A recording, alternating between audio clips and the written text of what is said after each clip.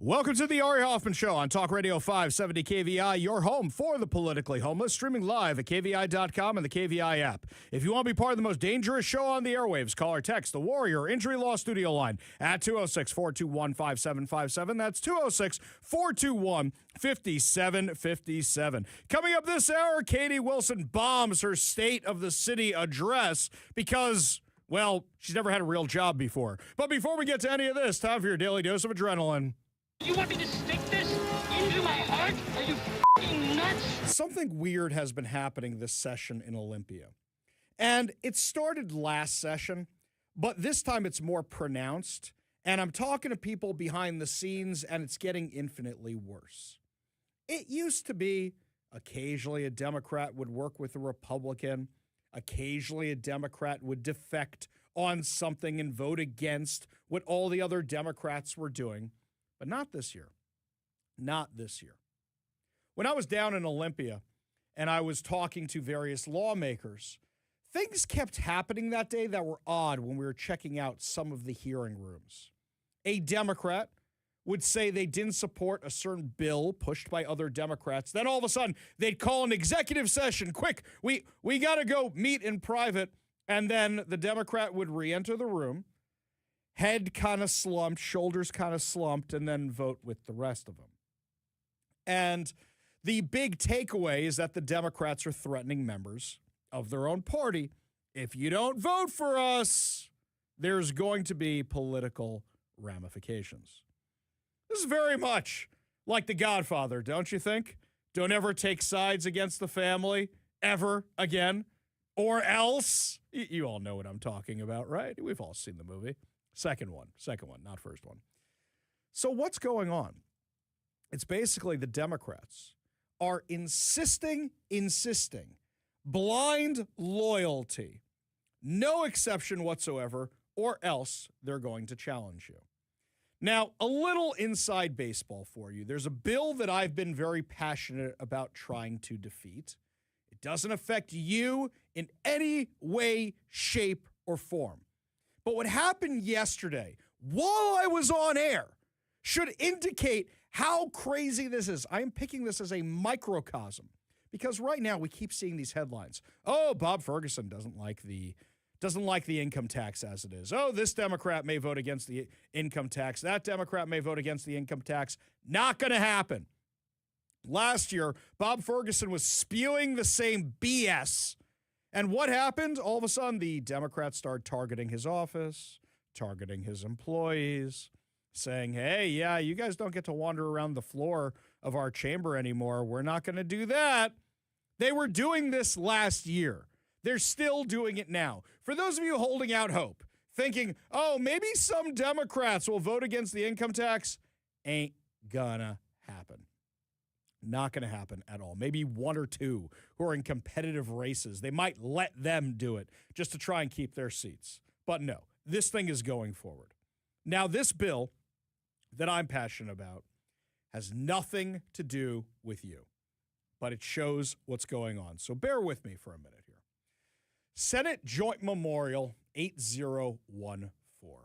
What is it? The Democrats know that there was a girl who was killed by the Israeli Defense Forces who went to University of Washington. That sounds really bad on its own, right? Now, what if I told you this Turkish-American girl was a pro-Hamas activist involved with the Gaza encampment at University of Washington who decided to spend her summer break flying out to the West Bank to riot against Israel in a terrorist stronghold called Jenin, while the IDF is conducting counterterrorism operations, and she gets shot by accident because she's standing next to one of the lead instigators because they love using human shields. Now you see that a little bit more. Okay, terrible tragedy. Full investigation because an American gets killed. And Israel says, yeah, we did it. We're sorry. Well, what happens? You have these Democrats led by Rebecca Saldana, a far lefty who is just an absolute nightmare in terms of policy in the Washington state legislature, now want to ask President Trump and the U.S. Congress to do a full investigation into her death because they don't trust the investigation that happened before. I went down to Olympia to testify against this bill. Why? Because when I went down there, I was testifying about Chaim Katzman. Chaim Katzman went to University of Washington. He was a grad student who then went to Israel. On October 7th, Hamas raided the kibbutz he was living in, and he used his body to shield a woman and her children, and he was killed by Hamas terrorists. And yet they weren't calling for an investigation. The Democrats weren't calling an investigation into his death, just hers. And when I reached out to Saldana's office and I said, hey, why aren't you calling in for an investigation into his death? The answer that was given by Yasmin Trudeau, who is a Hamas-supporting lunatic lefty, she said, well, his death has been fully investigated. Guess what? The Israeli Defense Forces investigated both deaths. So you accept one and not accept the other. I didn't go down there to stop them from calling for an investigation into the woman's death. I went down there to say, if you're calling for an investigation into one, shouldn't you call for an investigation into both? Well, what happens? There's a lot of behind-the-scenes stuff, and it was pretty awful how the Democrats were doing everything they could not to mention Chaim Katzman. I do want to mention also is that Chaim Katzman was a pretty far left kind of guy, it seems like, a real peacenik. He probably would not have liked my show. He has family members that go to my synagogue, so I took this a little personally and wanted to just see if I could get justice for this kid who was killed by terrorists. Well, a lot of behind-the-scenes kind of stuff going on. And in fact, some of the Republicans went to the Democrats and said, hey, guys, your language is a little severe on this bill.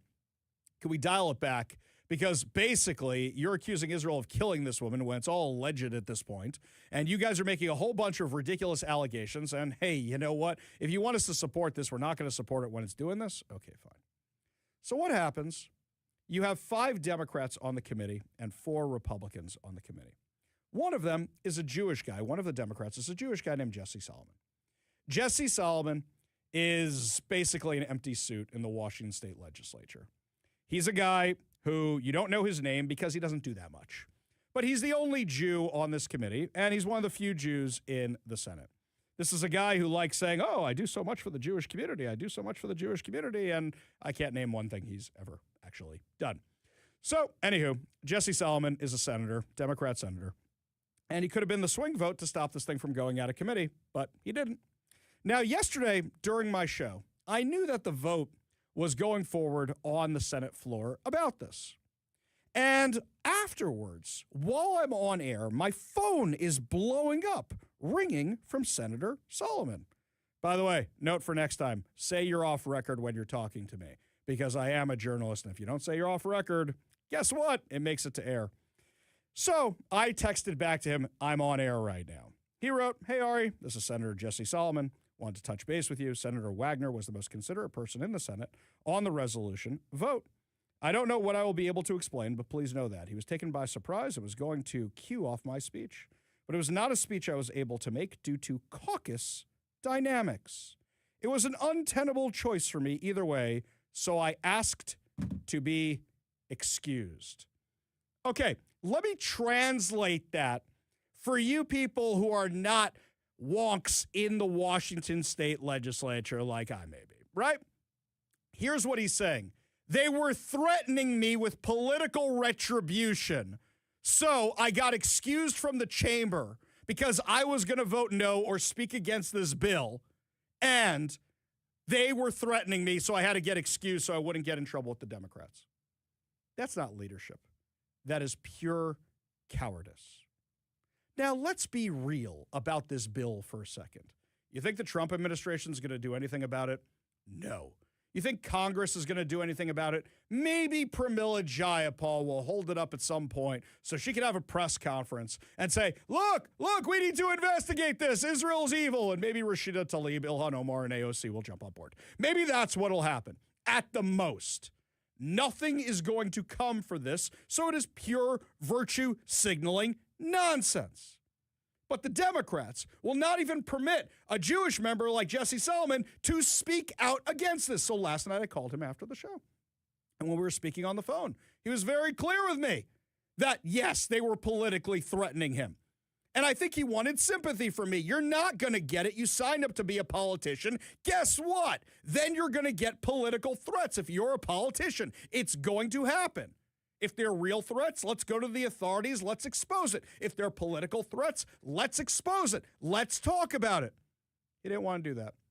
He ended up hanging up the phone on me when I was calling him out, basically for being a coward, because he got excused from the room and wouldn't speak out against this bill. As you heard from the text, Senator Wagner was counting on him to tee this up so two of them could bring up some points that were issues with the bill. And yet, Solomon left the room. The other one who left the room, Wellman, who's the other Jew on the committee. And they're both not there. It's super easy on Jewish Lobby Day when a bunch of old biddies show up and think they're being engaged in the legislative process to be like, yeah, we're helping the Jewish community. Yeah, we're looking out for you and we're looking out for safety. Real easy to do that. It's a lot harder when a whole bunch of people disagree with you and you have to look them in the eye and say, you are wrong. I know you are wrong. And once again, this is a nothing burger of a bill. It does not affect you at all. Democrats are busy raiding pension funds of first responders and trying to drive up income taxes and may chase away the Seahawks and may make it so that the Sonics are never coming back and make your life more expensive and less safe. This bill has no impact on your life whatsoever. And he couldn't even speak out against that. Couldn't even step up against that. Because why? The Democrats need the virtue signaling. Why is Senator Saldana the one who's sponsoring this bill? Why is she leading the charge? Because she's running for King County Council. And she wants something to virtue signal to the leftist activists in King County. See, I support Hamas. See, I hate the Jews.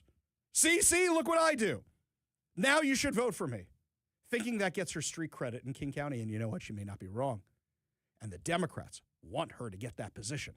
They want their control in the King County Council. They want to make sure that she is there. So they want to make sure that all these lunatics who are shutting down our streets for 2 years after the worst terrorist attack in Israel's history, so that they'll be happy and they'll vote for her.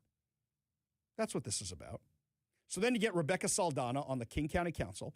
She'll be sitting there with people like Teresa Mosqueda, Gurmei Zala, who's now the executive, and they'll just do whatever he wants and push forward these far-left policies to make King County worse and worse and worse. This bill may have not meant anything, won't accomplish anything, won't do anything. But it shows the symptoms of the bigger problems. Why is not a single Democrat speaking out against the income tax for real? They're virtue signaling a little bit, trying to make it so that corporations in their district don't hate their guts. But they're all going to vote for it because they're afraid of whatever the Democrats are threatening them with. We're going to primary you. We're going to challenge you. And from what I hear, they keep threatening Solomon with, we may take your seat. But you know what? I get threats all the time. Have I stopped doing my radio show? Have I stopped posting on social media? The threats I get are very, very real and involve law enforcement. Yeah, I get political comments. Big deal. I know what I signed up for when I wanted to be a radio host. I know what I signed up for to be a political pundit. You think you don't sign up for that kind of stuff when you sign up to be a politician? Of course you do. Decisions are made by those who show up, not those who chicken out and won't even be in the room. But the Democrats are so afraid of losing their seat or losing their power that they cave to this far-left radical majority, like Senator Jamie Peterson, who thinks 13-year-old girls should be able to get abortions and sex changes. Like Lori Jenkins, who agrees with him, says the same thing, and then calls anybody who's investigating fraud in her state, even though the allegations are everywhere now, we're a bunch of racists, and falsely claims that we attacked daycare workers. That's who's leading this party now, and nobody is pushing back against them. The Republicans are trying their best, but they're in the minority. There are so few Democrats who are speaking out because they are so afraid of losing their seats in the Washington state legislature, or they may not be able to climb that political ladder. You wonder how all these insane bills can be backed by every single Democrat. Why not one will speak out against them? And this is how.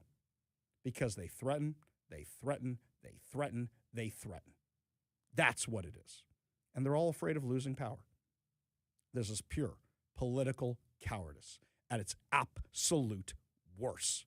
And that's why I took this bill to show you. A bill that means nothing.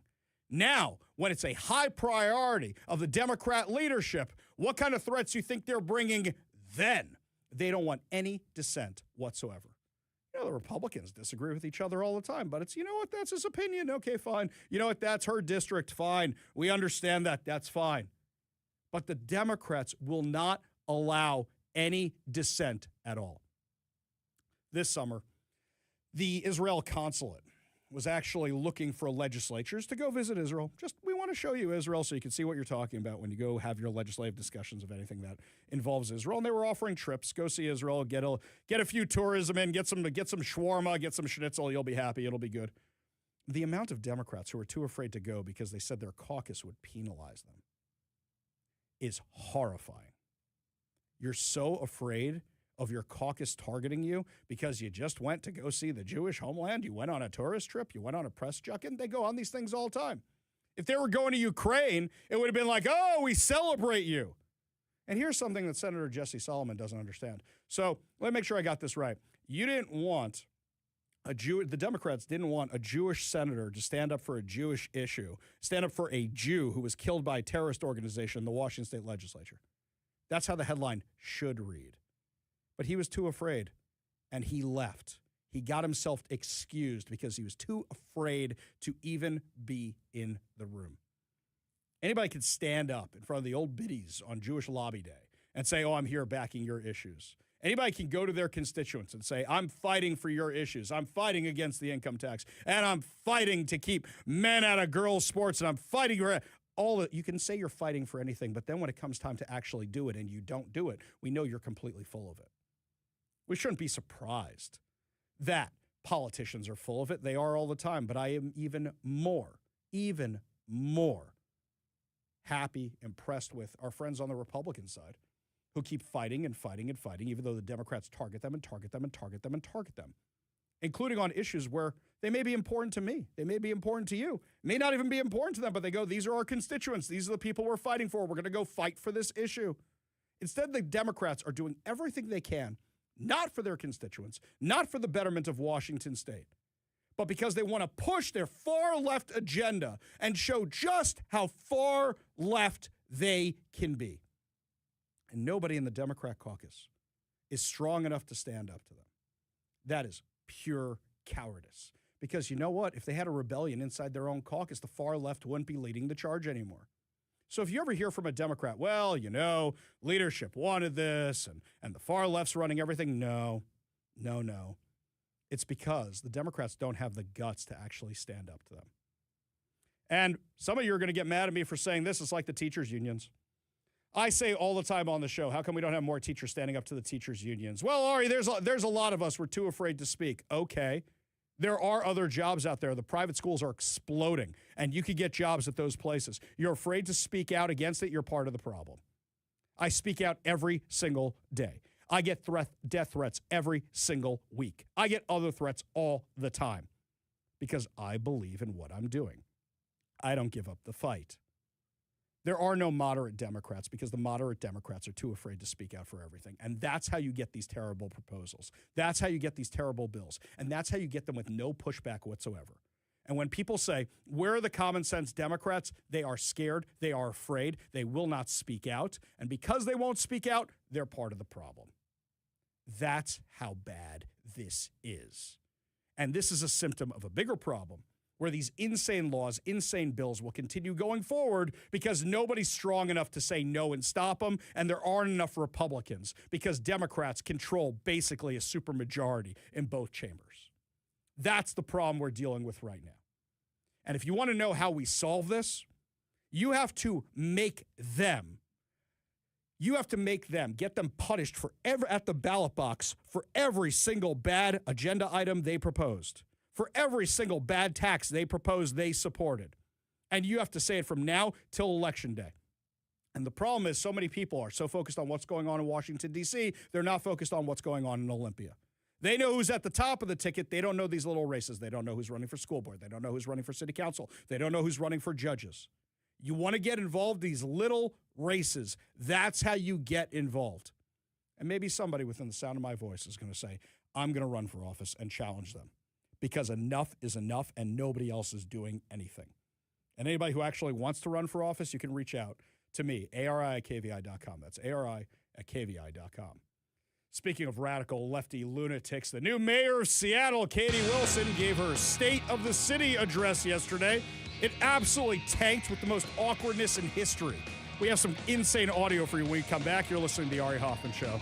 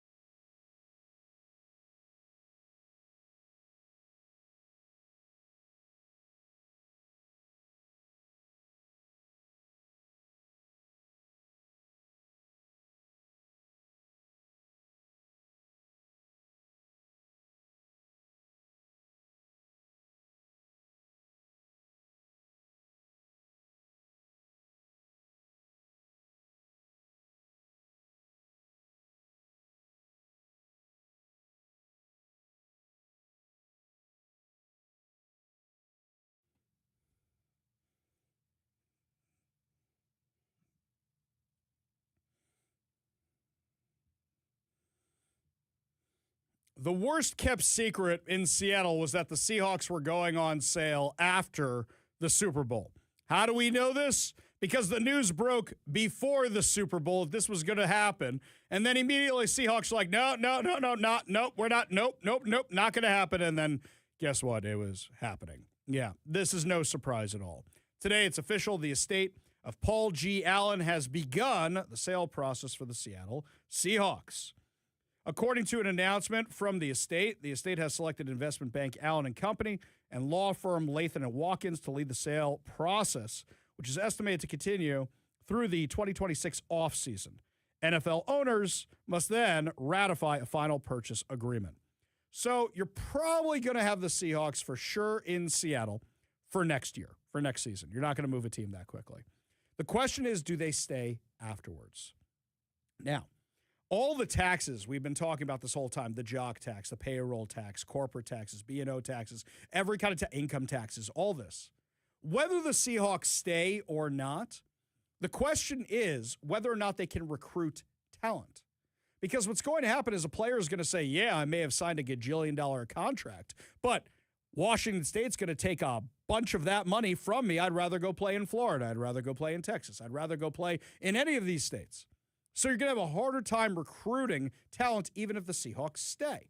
The one thing the Seahawks have working for them about why they may not leave is where would they actually go?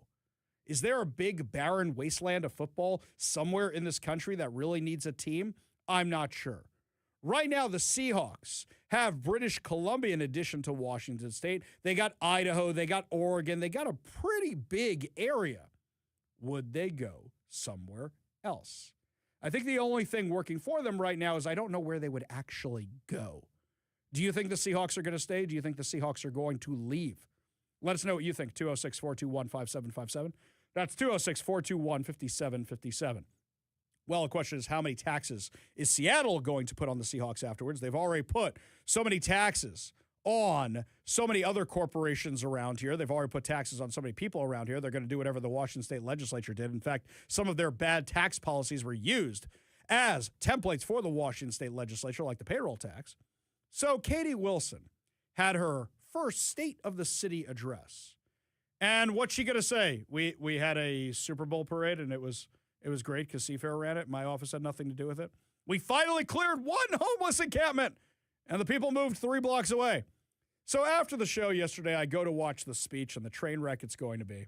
And I didn't get past the first 3 minutes. I really didn't because it was that bad. So what happens? Katie Wilson's never had a real job before. And clearly her staff isn't very good either because there are ways of making somebody who's unprepared look prepared. When you come out to the podium and you've got a wireless microphone and you're still messing around with the wires and the headset, and then you have to tell them that you can't really see the teleprompter so well, yeah, you guys are the amateur hour going on here. I found out in advance that Katie Wilson, her team originally sent out the invite for the State of the City address without a date on it, without telling anybody when the date was going to be, had to resend it again. Now you've got all these technical issues. By the way, I shared all this on my social media. It's doing gangbusters right now. You can check it out, Ari Hoffman Official on Facebook and Instagram, the Hofffather over on Twitter. But we're going to play for it right now. Now, you got to visualize. Katie Wilson walks out to the podium. She's got the headset Backstreet Boys kind of microphone. The theater kids all excited. They finally have the lead in the play. So excited. And then they're messing with the wireless pack and everything that goes with it, and then the teleprompter. Good morning. How are you all doing today? Okay. Wires. You ready for this? Yeah, we're ready. I don't think I've ever talked for as long as I'm about to talk, so we'll see how it goes. Okay. Okay. Wires. Well, thank you so much for joining me today. Where's my script? Oh, Sorry. I can't see it. Can you please? Technical difficulties. Okay. Can't see my script. There. Teleprompter. Okay, a little bit less. A little bit back the way you came. Back. Okay. Left, more, right? Thank you. Oh, okay. Thank you. Okay. Okay. 45 seconds it took her to get rolling there. 45 seconds of tech problems. This is why I'm glad I got Kevin. He keeps us on the tracks. He keeps the train running on time. That's why I got you guys here. That's great. You guys are great. Okay, you can all point at each other in there. You all do a good job. Thank you. Anywho, This is amateur hour. This is absolute amateur hour going on here. This is just sheer incompetence. You don't believe in doing sound checks beforehand. You don't wire up your mayor with the mic beforehand. You don't say, hey, can you come out and check the teleprompter for a second? Can you look at this real fast so we can make sure it works? I did end up scanning the rest of her speech. It's nothing we didn't hear during the campaign. Oh, we're going to build more affordable housing. No treatment. We're just going to put more people inside and tax a whole bunch of people so that way we can build the affordable housing. And yeah, it's the same nonsense. Oh, affordability, racism, Donald Trump evil. It's nothing you haven't heard before. But this just shows the kids are running the show. And it's going to be worse and worse and worse and worse. Well, you think people aren't looking at this for the World Cup? You know how many logistics go into it? You know how many microphones they're going to be using at the World Cup? But this is who's in charge of Seattle. I guess this is what happens when you're still living off your parents at the age of 43. I guess this is what happens when your mom drops you off from work. I guess this is what happens when mom doesn't dress you anymore. You get mayors like Katie Wilson, or what happens when a city votes for a person who has no job experience whatsoever. You get somebody like this. Lots more to discuss as the show continues. Speaking of loony lefties, AOC, is she ever going to recover from this Munich foreign relations disaster that she made while she was talking at a security conference? We'll have the latest details for you on how she's trying to save herself when we come back. You're listening to the Ari Hoffman Show on Talk Radio 570 KVI.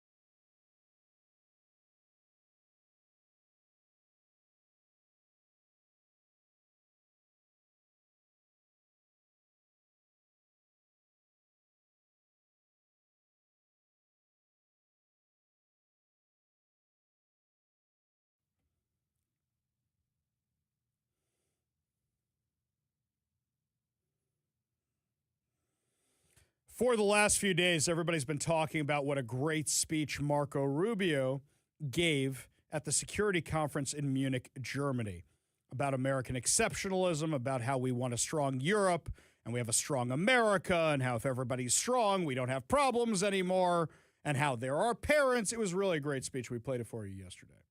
The other thing that everybody's been talking about is AOC's repeated blunders, gaffes, absolute meltdowns, showing how little she knows and how unqualified she is to be president.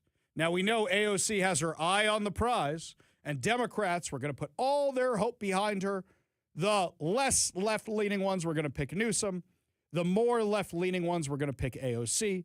And people are saying, super team, AOC and Newsom, let's put them together.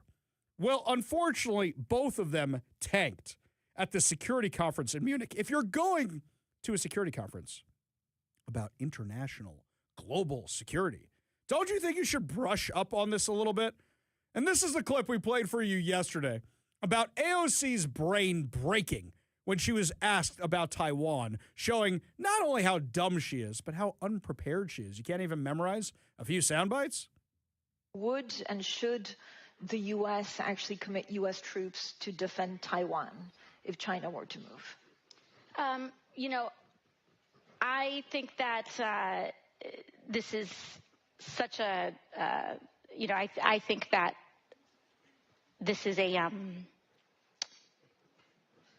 of course a very longstanding policy of the United States.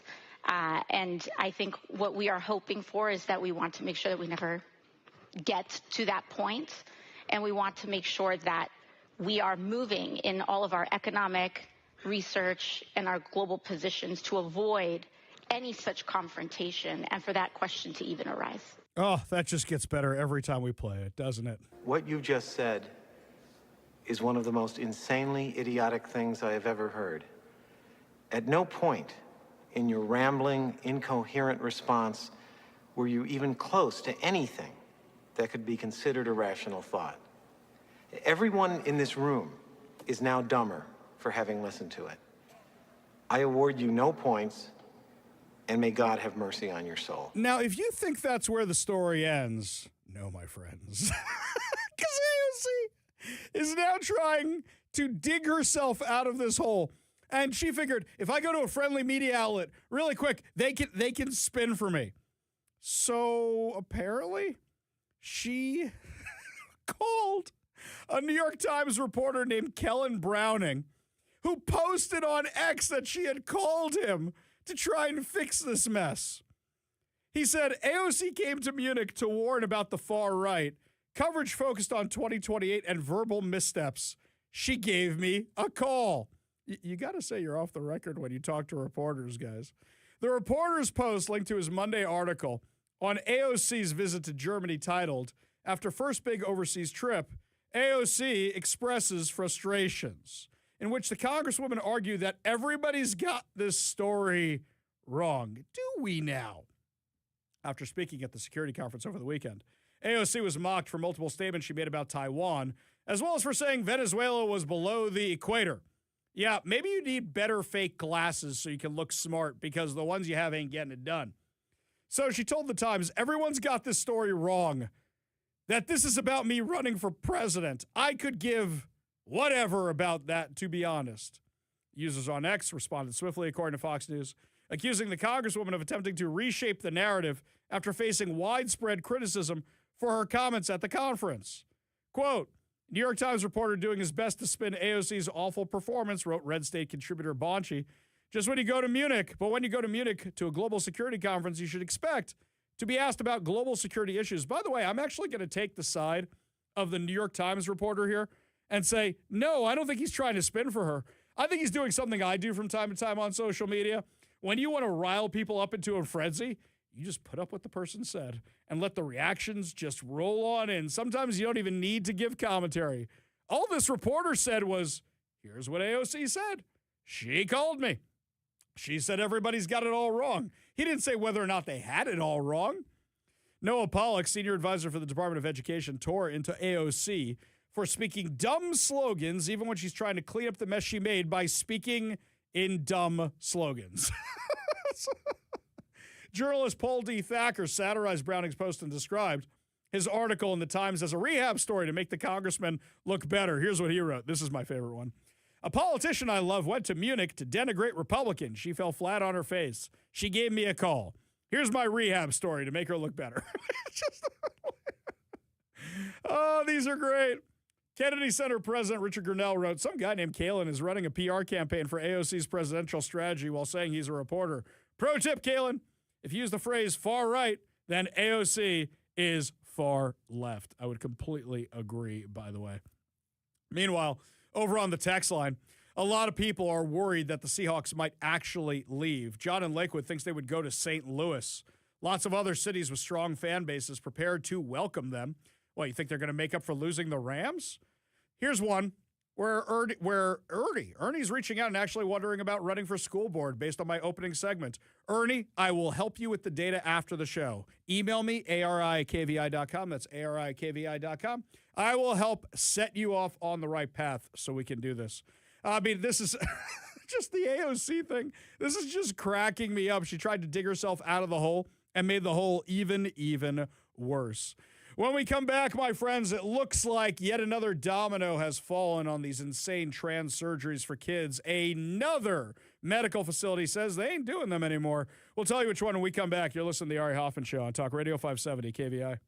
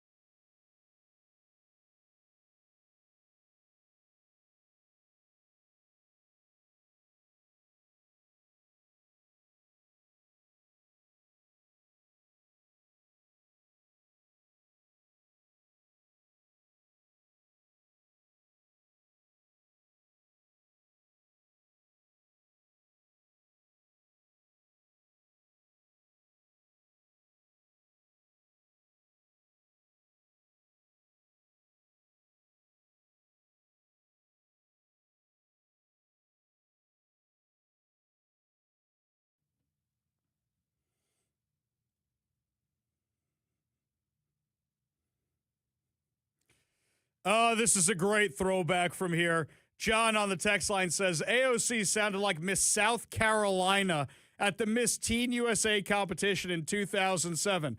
Funny you should mention that. I think I got that clip right here. I personally believe that U.S. Americans are unable to do so because some people out there in our nation don't have maps, and I believe that our education, like such as in South Africa and the Iraq, everywhere like such as, and I believe that they should, our education over here in the U.S. should help the U.S. or should help South Africa and should help the Iraq and the Asian countries, so we will be able to build up our future for our children.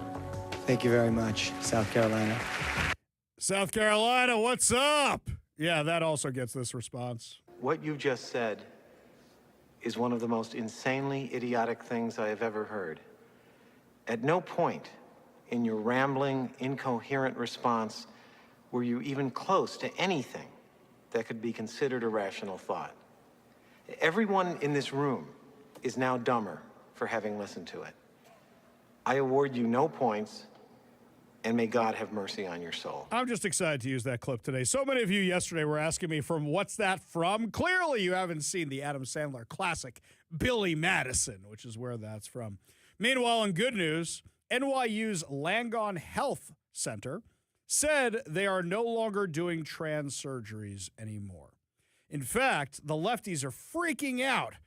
And one of them, Benjamin Ryan, posted online, according to Manhattan's borough president, a number of New York City hospitals have capitulated in the face of threats from Trump and will cease providing gender transition interventions of patients under 19. Mamdani has proposed spending tens of millions of city funds to provide the procedures. Okay, so let's be clear about this. They already lost a lawsuit. This was last week, right? A lawsuit held the doctor and everybody who did the trans surgery on a person liable because there was no science to back it up whatsoever. Immediately, the American Association of Plastic Surgeons says, yeah, stop doing these things. And then the American Medical Association says, yeah, stop doing these things right away. We've already had hospitals across the country saying, yeah, we're not doing these because hospitals hate lawsuits. They don't like them. Malpractice insurance. They don't like any of that kind of stuff. So yet another one is shutting it down. Let's be real. This never should have happened. What's the Hippocratic Oath? Do no harm. Can somebody tell me how cutting off perfectly healthy parts of an anatomy is helping somebody out? If there is a mental health issue, you address the mental health issue. You don't start giving a person physical problems to address the mental health issue. Does it feel like all this nonsense is finally collapsing? Does it feel like it's all done?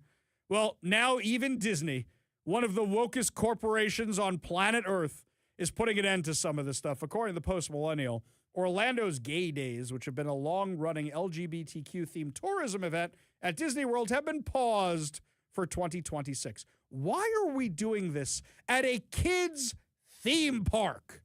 Why are we talking about sex at a kids' theme park? I don't care if you're gay, straight. I do not care. Why are we talking about it at a kids' theme park?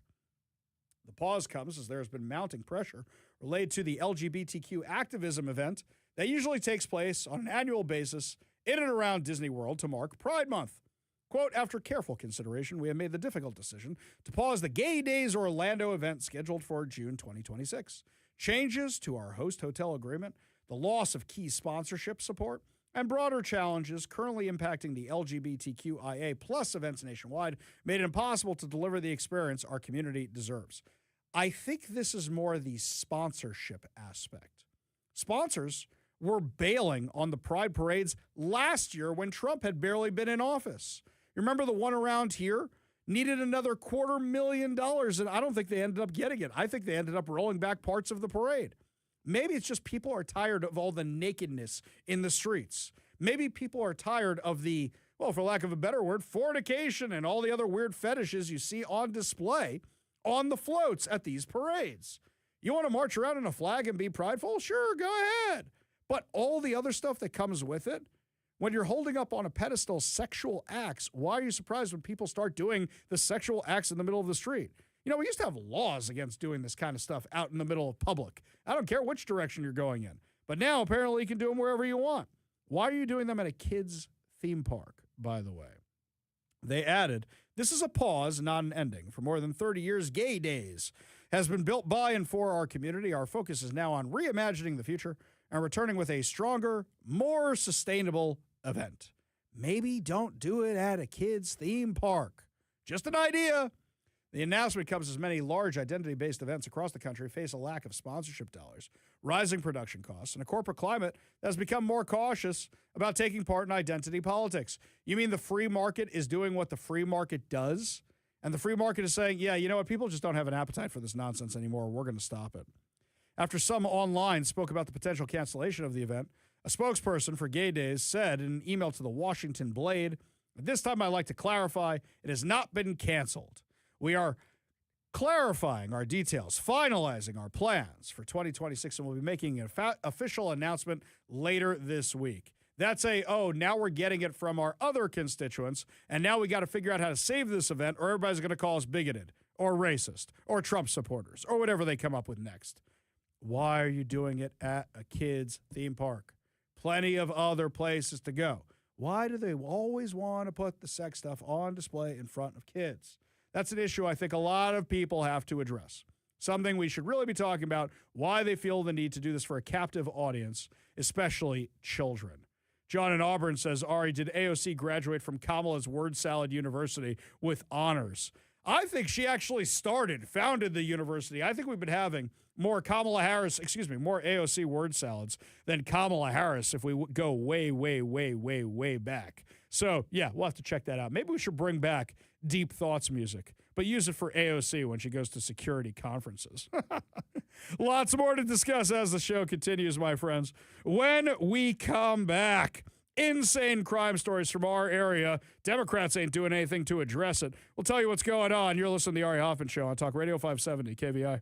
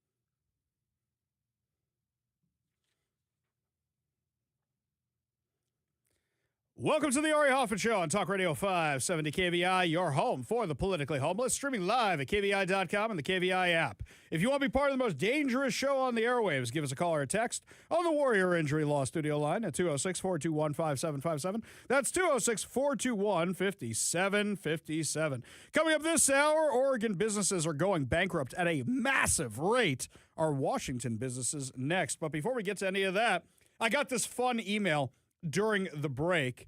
It's from a friend, Paul, who says that some of these gay events are going too far. Ari, love the show. Even my wife enjoys it. Won't quite admit it, but has 570 programmed in her car radio. Thank you very much. We appreciate it. We used to attend the Seattle Men's Choir events at Better Royal Hall as a holiday treat. We went for numerous years, but it just got too openly gay for the performance. I don't need to see two men acting out a skit in bed while a Christmas song is playing. I am far from being a prude. Right. We all grew up in the generation with the Police Academy movies and Porky's and all that, right? It's not about that. It's about, I go for the choir. I go for the singing. I don't need to see the rest of this. Long story short, we quit going. We voted with our wallet. Yeah, that's exactly what happened with the San Francisco Gay Men's Choir. You remember this little ditty they were singing? We'll convert your children. Happens bit by bit, quietly and subtly, and you will barely notice it. You can keep him from disco, warn about San Francisco, make him wear pleated pants, we don't care. We'll convert your children, we'll make them tolerant and fair. Yeah, I remember when that stuff first came out. Look, I was in choirs. I'm a theater kid. Did all this stuff. Was in chamber choirs. Was in a cappella groups. Did all that stuff. We never did anything like that. Then again, there were girls in my choir, too, so it was a whole different thing. But, yeah, people will vote with their wallets.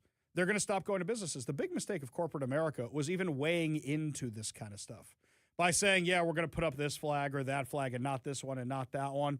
Guys, just sell sneakers or just sell T-shirts. Or whatever the case may be, you don't need to weigh in on everything. Really, during 2020 was when the real pressure movement was being brought on everything. Why don't you have a black square? Why don't you have this square? That's one of the reasons I hated that Super Bowl commercial about the blue square thing, that nonsense about, hey, let's fight against anti-Semitism with our blue square. I don't need a blue square.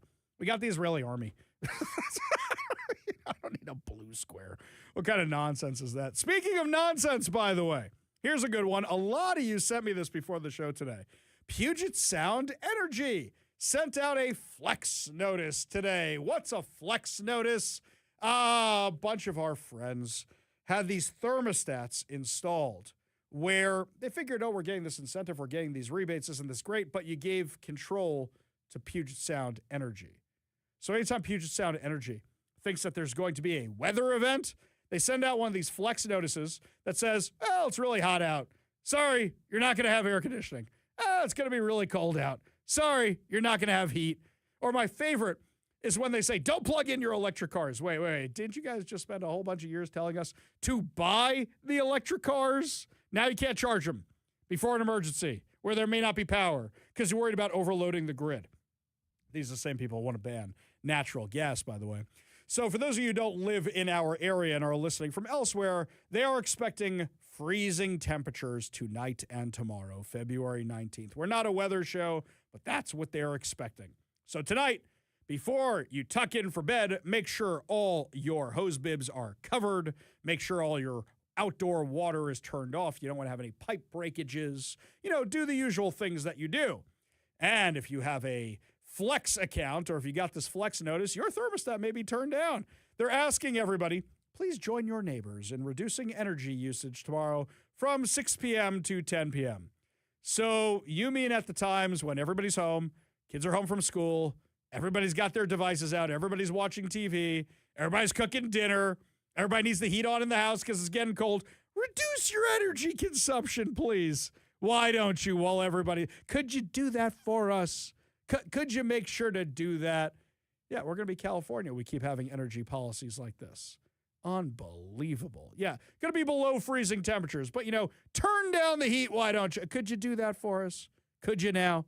Ugh, criminals around here. They charge us more and more and more for energy, and it's less and less and less reliable.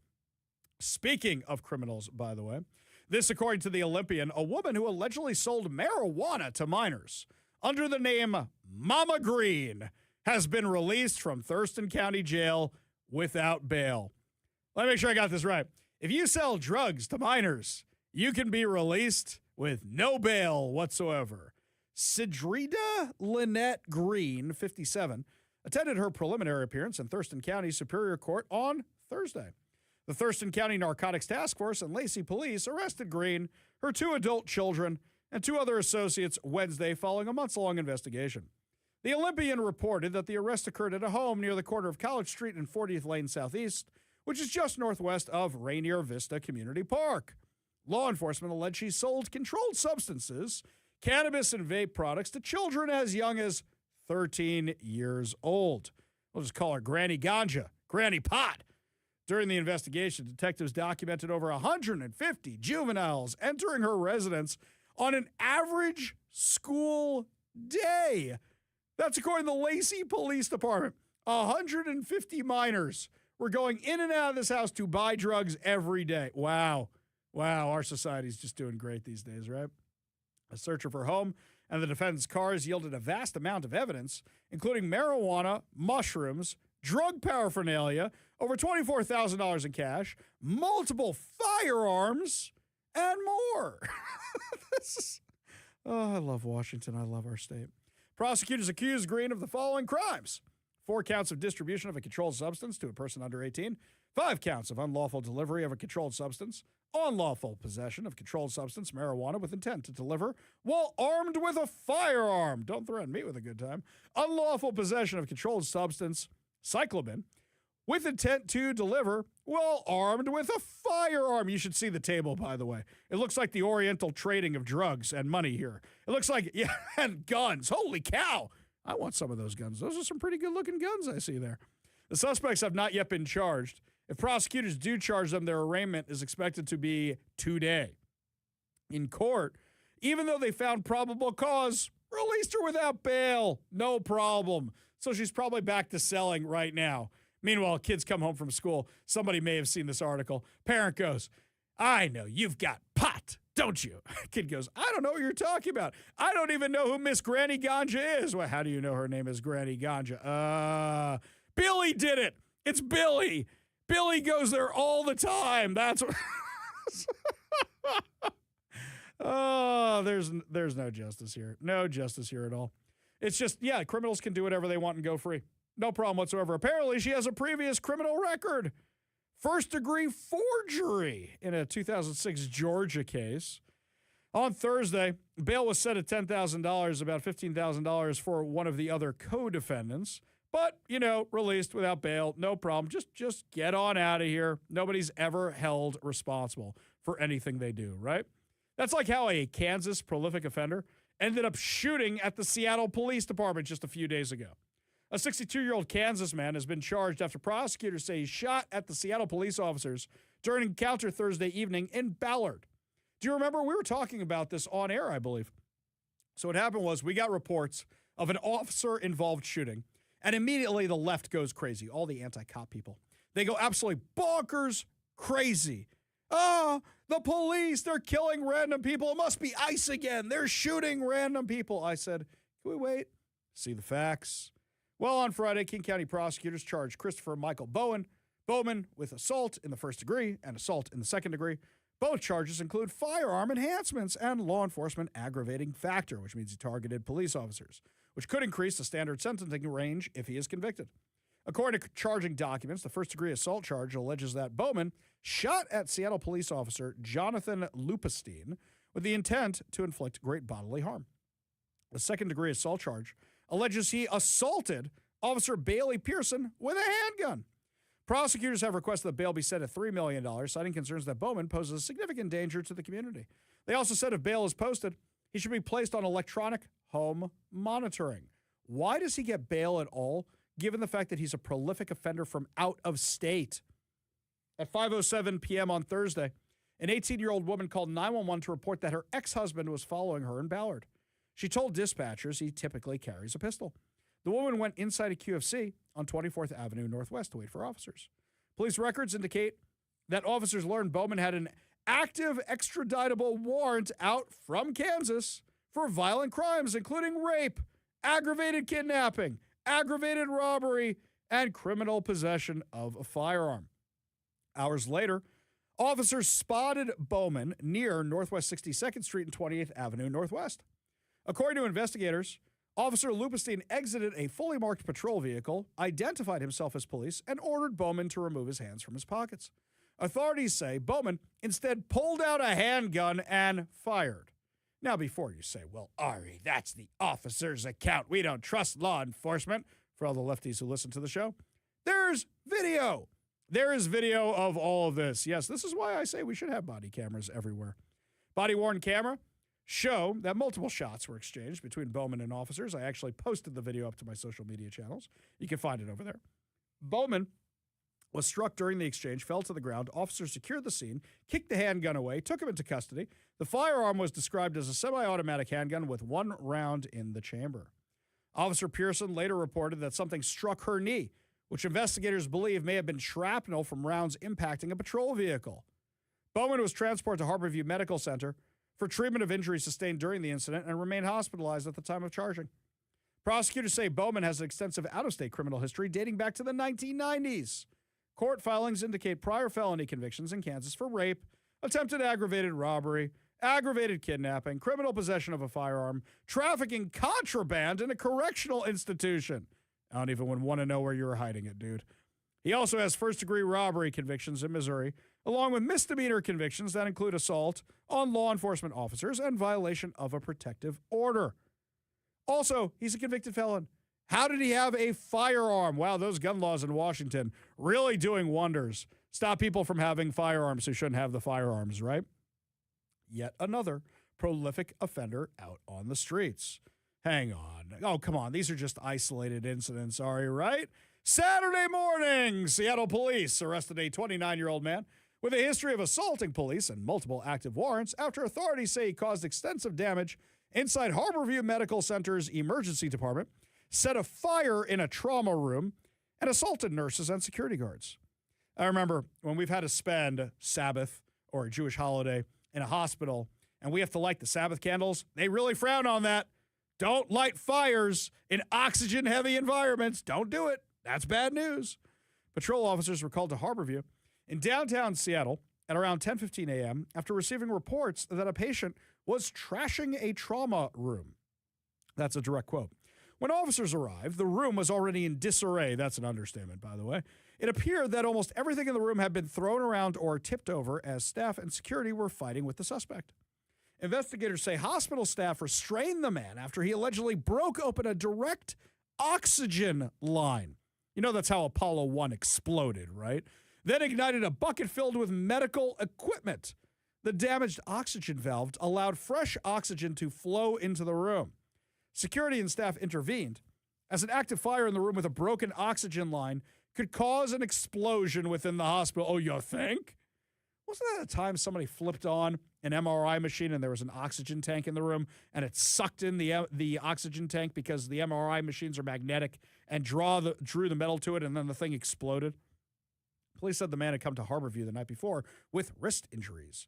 After receiving treatment, being cleared for discharge, he became enraged, officers wrote, and began throwing items while spitting on and kicking nurses and security guards. He also fashioned what police describe as a makeshift noose from plastic tubing and threatened to kill himself. The suspect was arrested on multiple counts, including assault, arson, property destruction, interference with a healthcare facility. Hospital staff estimate the damage at more than $100,000. And according to most recent updates, that room is going to be out of commission for a long time. Could be as high as $250,000. Authorities also said the man is known to be assaultive with law enforcement, had several active warrants at the time of his arrest. Under armed police escort, he was transported by ambulance and booked into the King County Jail, where I'm sure he's already been released by some lefty judge because somebody didn't hug him as a child, right? Right? You want to know how much the Democrats think about this? You know how Bob Ferguson is always saying, oh, he cares about public safety. Katie Wilson is saying she cares about public safety, but both of them do everything they can to demonize police officers. On Monday, and this is a new low bar even for Democrats, the Washington State House Democrats voted to raid $4 billion from the law enforcement and firefighter pension plan to cover their deficit caused by out-of-control spending. Democrats in the Washington State House of Representatives have approved House Bill 2034, authorizing the transfer of approximately $2.5 billion with projections of up to $4 billion over time from the Law Enforcement Officers and Firefighters LEOF Plan 1 retirement system.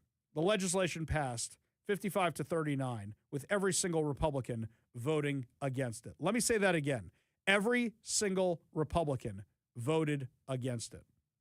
Now, something fascinating here about this is, why are they raiding this specific plan? Well, if you look at the details that were described by unions that represent law enforcement and represent firefighters, this pension plan has outperformed all other pension plans because they did a good job with it. They did a good job with stewardship. And Democrats can't have that. So they go, okay, so because we've been very bad about our spending, we are going to come raid your pension plan that you did a good job with because you were too successful. See, Democrats punish success evenly. Doesn't matter if you're a corporation, doesn't matter if you're a union. If you have too much money and they want it, if you're a millionaire, even if you're a poor person, the government is going to come and take it. And that's exactly what they're doing here. So basically, you're being penalized for being too successful with a public pension fund for first responders. You guys haven't done enough to first responders. Now you're going to raid their pension plan. This is disgraceful. Their justification, well, you did so well, you don't need all that money, so we're going to take the extras. And you guys keep what you need, but we're going to take the rest.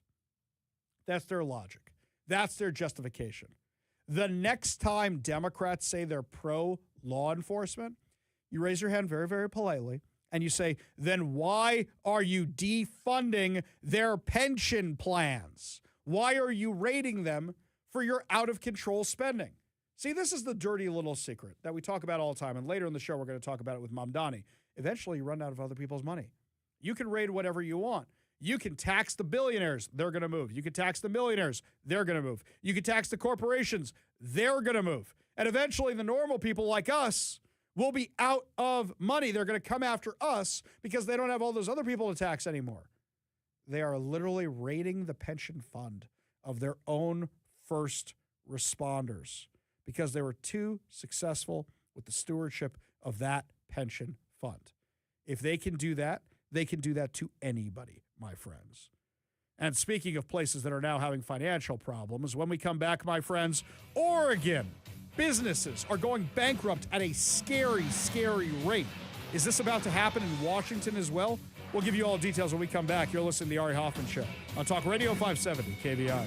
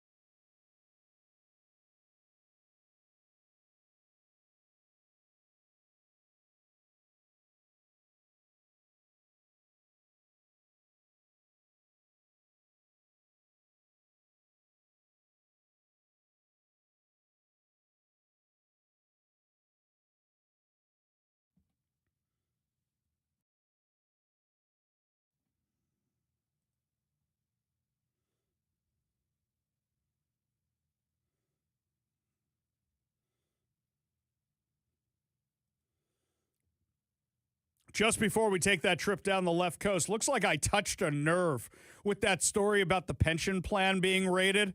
Got this text over here from Rob in Port Orchard. I wondered why they didn't raid the teachers' union pension. Yeah, because you don't antagonize the very people that are your supporters that are doorbelling for you, right? Right? Also, where do you think this money's probably going? Oh, who knows what they're going to spend it on? They may be spending it on trans surgeries for convicted felons. We go to the Warrior Injury Law studio line. Take a call from Craig in Puyallup. Craig, what's going on, man? Well, as a retired firefighter, you summed it up. Somebody touched a nerve. Yeah, I'm sure. Yeah. I didn't do it, man. It wasn't me. Don't kill the messenger, okay? I'm just telling you guys so you can yell and scream at them, okay? Oh, yeah. I'm waiting for the dust to kind of settle to figure out what's going on. But we ain't happy. And did you know about this before I said something? No, I did. Yes, I've known for several days. Mm-hmm. And, I probably could have known beforehand. Some folks are Jewish, some are Catholic or Protestant, some folks are Union. They live and breathe it. Sure. And I'm not that guy. So this pops up, and I'm like, great. And I'm not old, but I'm not young. And is this going to affect me? Probably not. But I've got a son that's got several years in the fire service. Yeah. Just started out. Yeah. Is it going to affect him? Because he's a pretty young guy. He cannot get out until he's got to spend years in there. It's not a young man's game. You get to a certain age, and you're like, whoa. What about the guys and gals and men and women that follow him? They're hiring people all the time. People age out, and off they go. And what I've got is, I worked hard. I put money away. So if I had deferred comp, would this be like me taking somebody walking up and going, your deferred comp did pretty good. We're going to take this much money out of it. Yeah. Like, whoa. I might need it. But I'm not. I'm worried about the others that come behind me and my son. And if I would pay close attention to the union stuff, I probably would. But I don't. I mean, they took care of us. We had good working conditions. We had good equipment.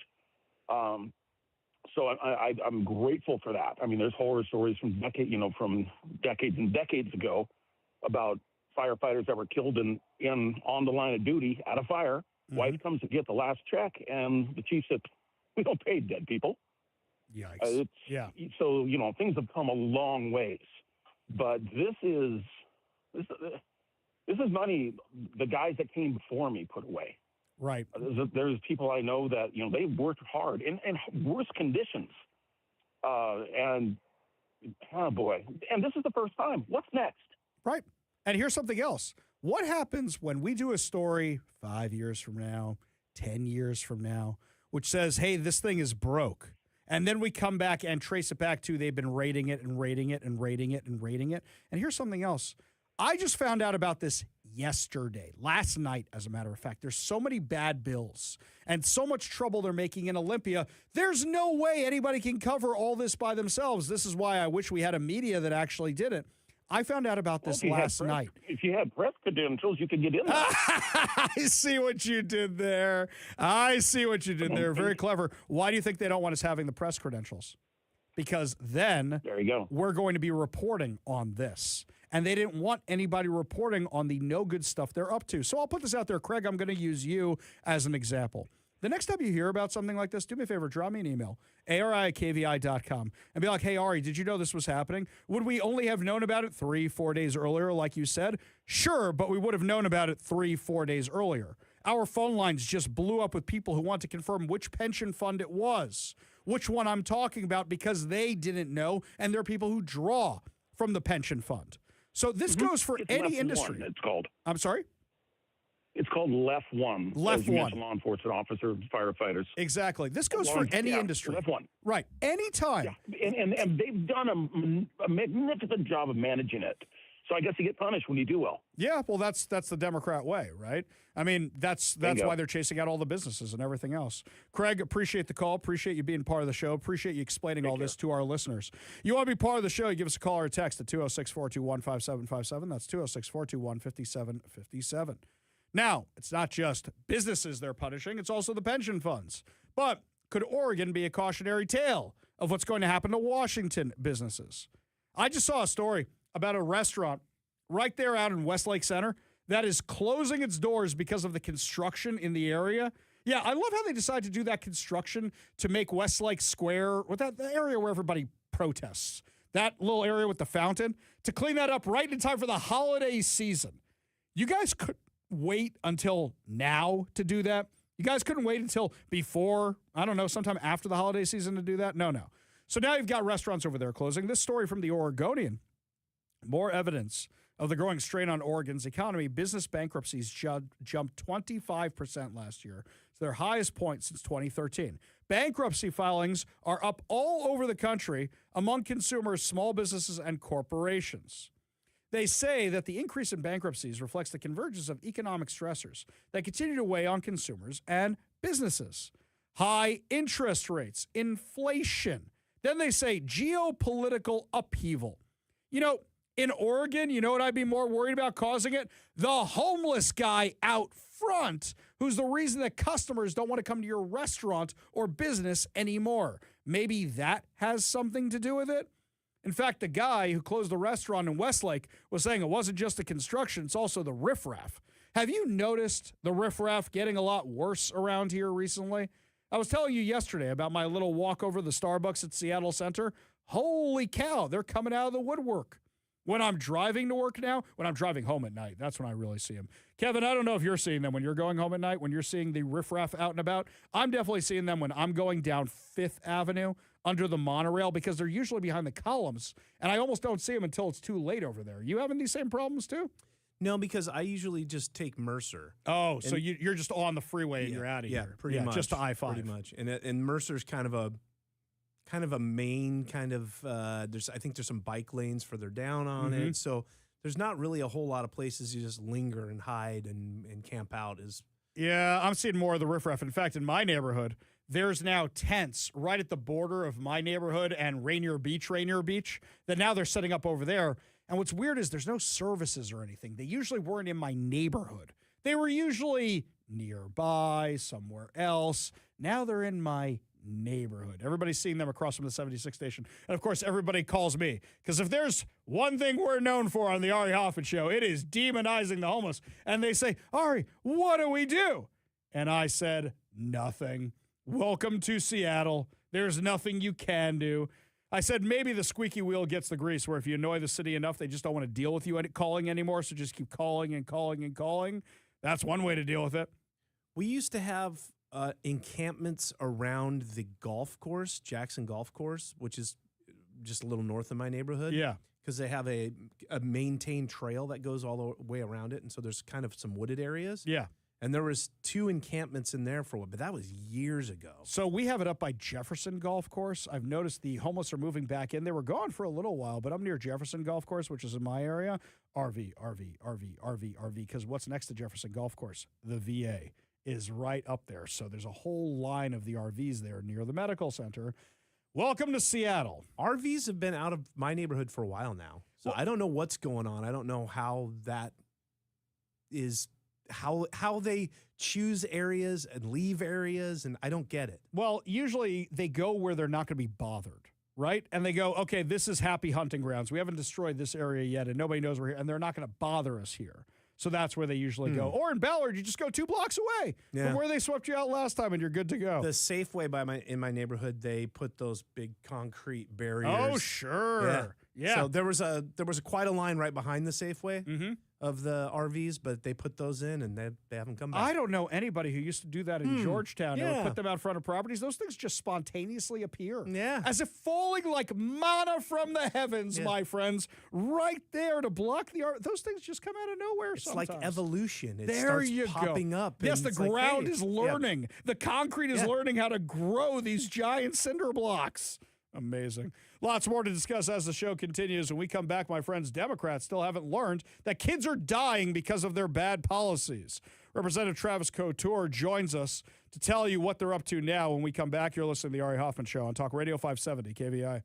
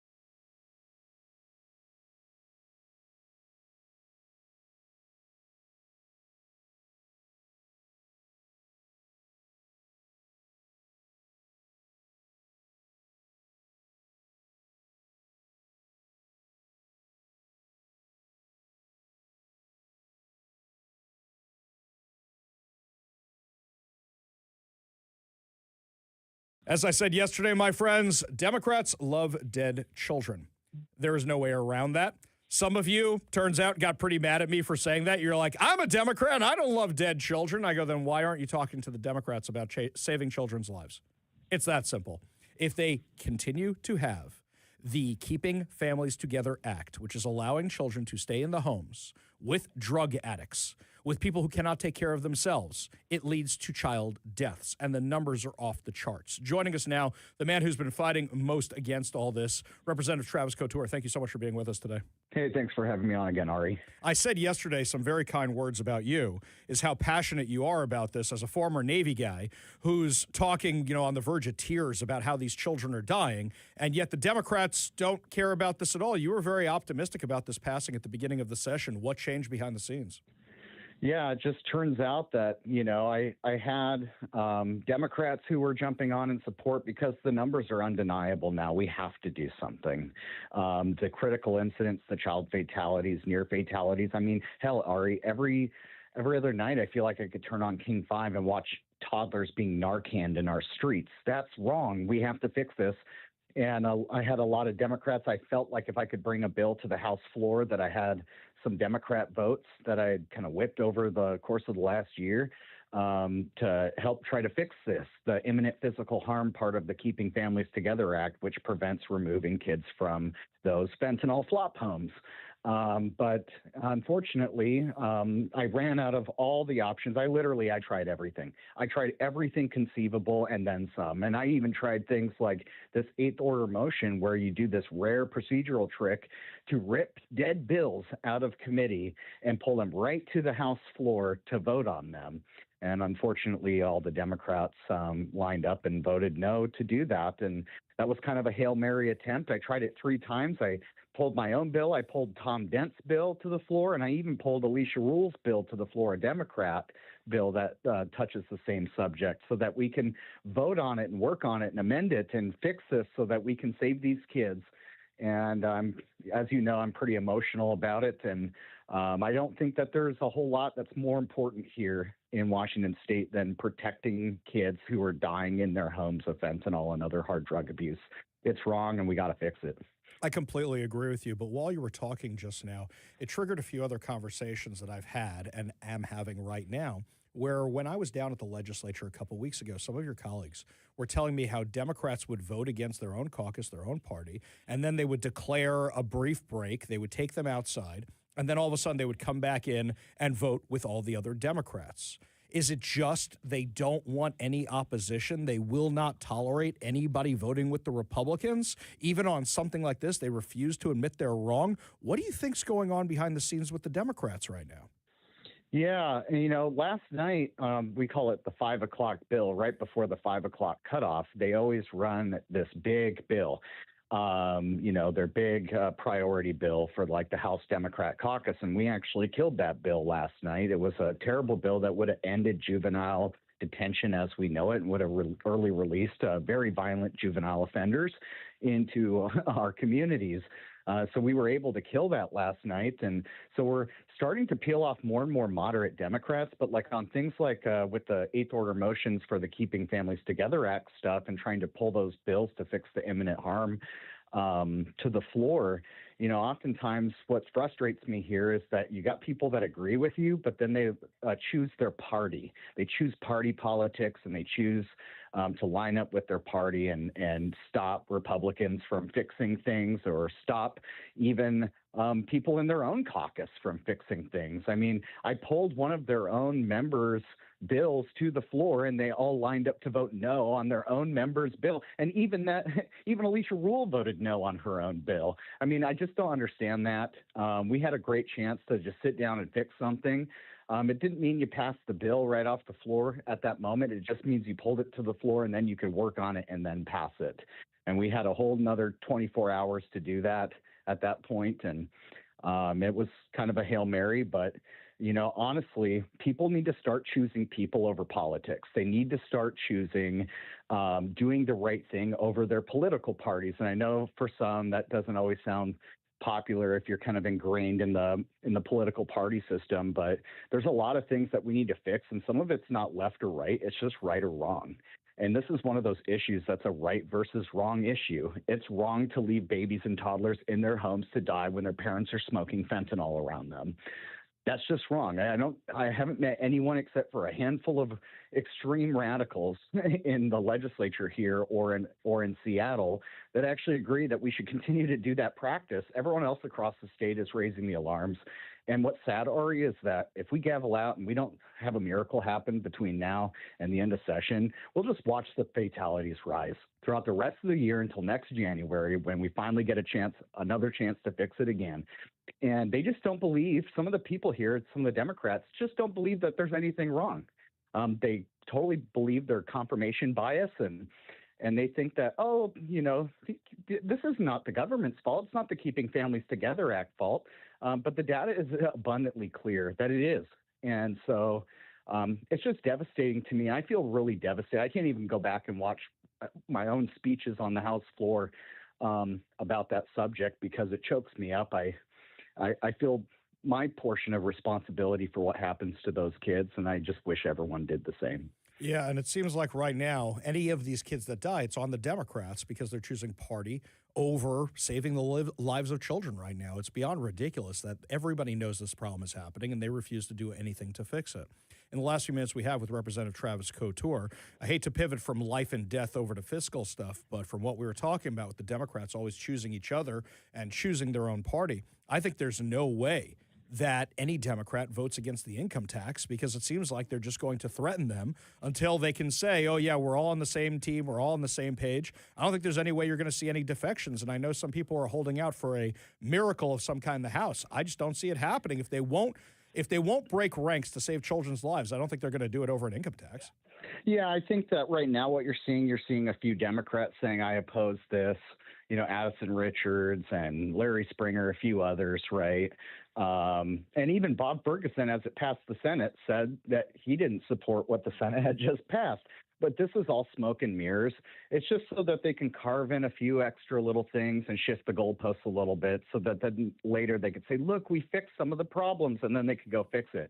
But the problem is we have a spending addiction in this state. We have a record budget, record revenues, and we keep spending on unsustainable programs and things government shouldn't be doing. And instead of cutting the waste, fraud, and abuse and bloat out of government programs and agencies. And we don't need an income tax. We just had our revenue forecast, and it was up, actually. And the reason is because all those new B&O taxes they passed last session as a part of the largest tax increases in state history, in order to get that increase in revenue that the budget writers here really like, we had to crush business to do it. And that is unsustainable. We're at like peak Laffer curve. We're falling down the Laffer curve right now, where you start to see diminishing returns because you've taxed too much. And everyone in my community, I just had my assistant tally up all the emails I got from my constituents on the income tax alone, and it is 90% against the income tax in the 35th district. And I would expect that it's probably similar everywhere else. And this is a false promise. Nobody believes that it's going to be on the rich. And as a matter of fact, it carves out the most rich in the mega tech corporations. It's the most hypocritical thing I've ever seen. And the only thing we're supposed to get out of this is that we have tax-free deodorant. I mean, maybe we need tax-free deodorant because this bill stinks. I couldn't agree more. And I think you're right. I think it's not, the 75% that just registered con for this income tax. I think it's actually a lot higher than that. Those are just the people that found out you could even register or knew to register. Representative Travis Couture, appreciate you fighting so hard for all of us here in Washington. Appreciate you joining us today. Thanks, Ari. Appreciate you, brother. We got a whole lot more to discuss as the show continues. You're listening to the Ari Hoffman Show on Talk Radio.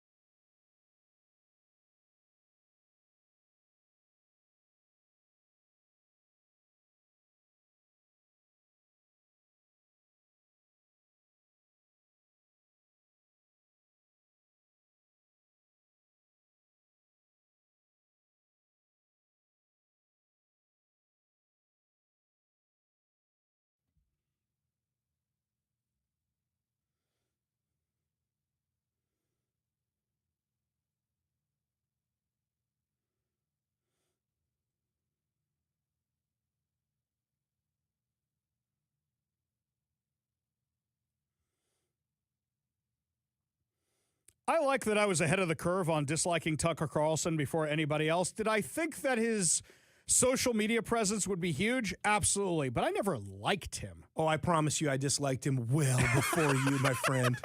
Well before you. I think that's fair. I really didn't like him with the bow tie or anything else. I really didn't like him on Fox. And now I'm proud to say that after Mr. KVI, I was probably one of the first in our world to dislike Tucker Carlson.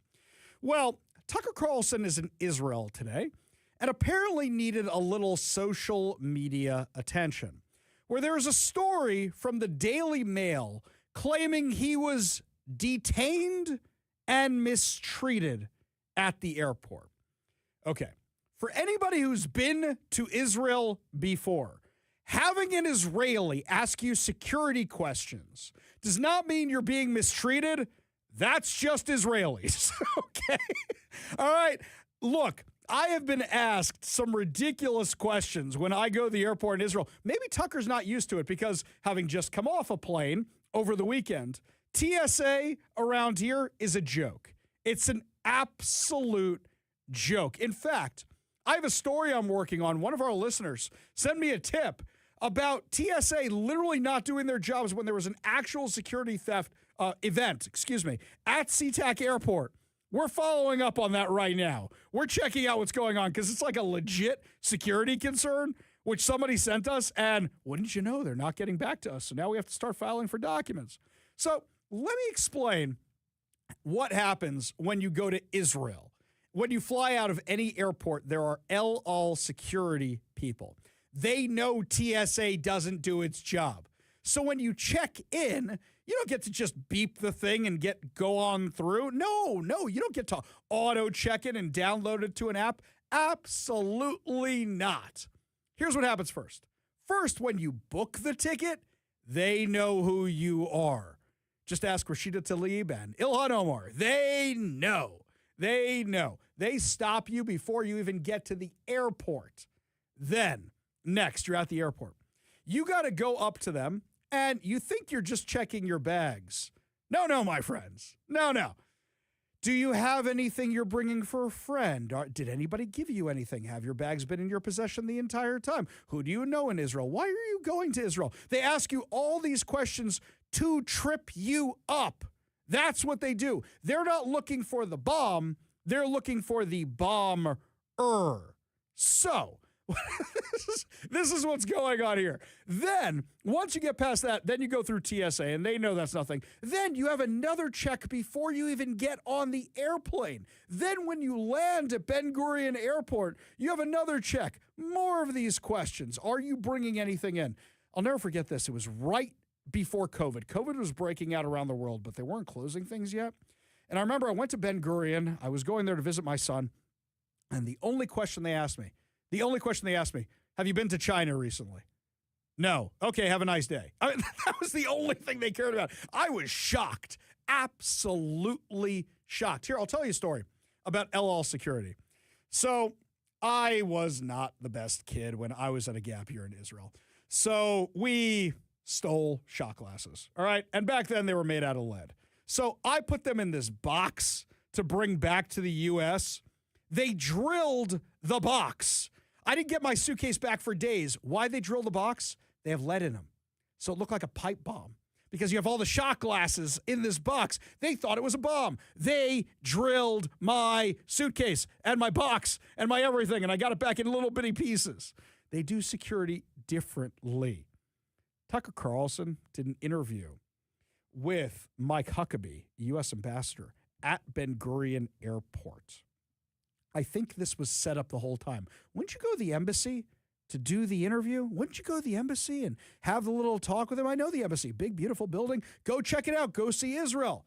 Tucker Carlson was fishing for this. He wanted to create this problem. In fact, Huckabee says, in response to this fraudulent, false report, everyone who comes in and out of Israel, every country for that matter, has passports checked and routinely asks security questions. Even me, he says, going in and out with diplomatic passport and diplomatic visa. So can we not do this nonsense, please? I see a whole bunch of people on my side of the aisle going, look what they did to Tucker. Look what they did.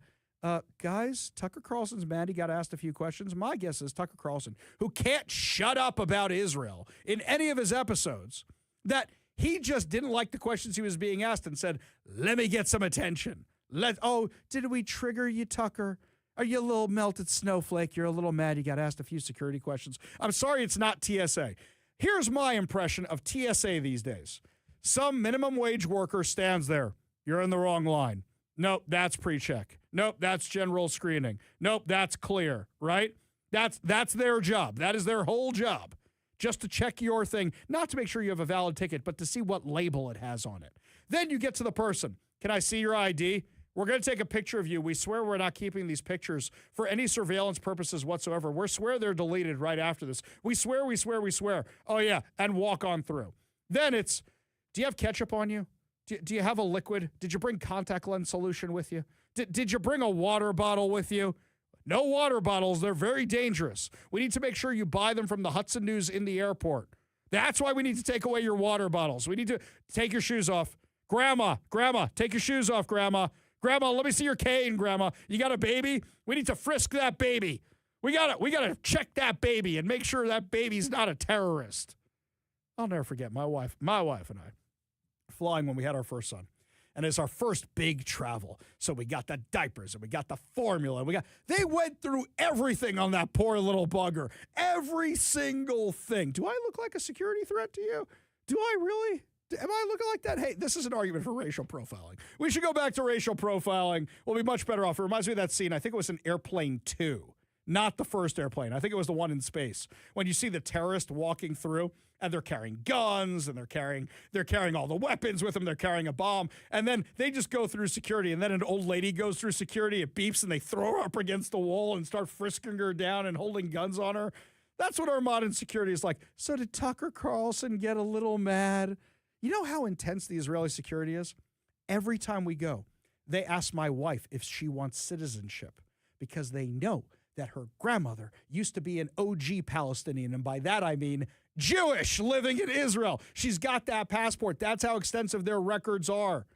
By the way, if they ask you, are you bringing anything for a friend? Never say yes. Never, ever say yes.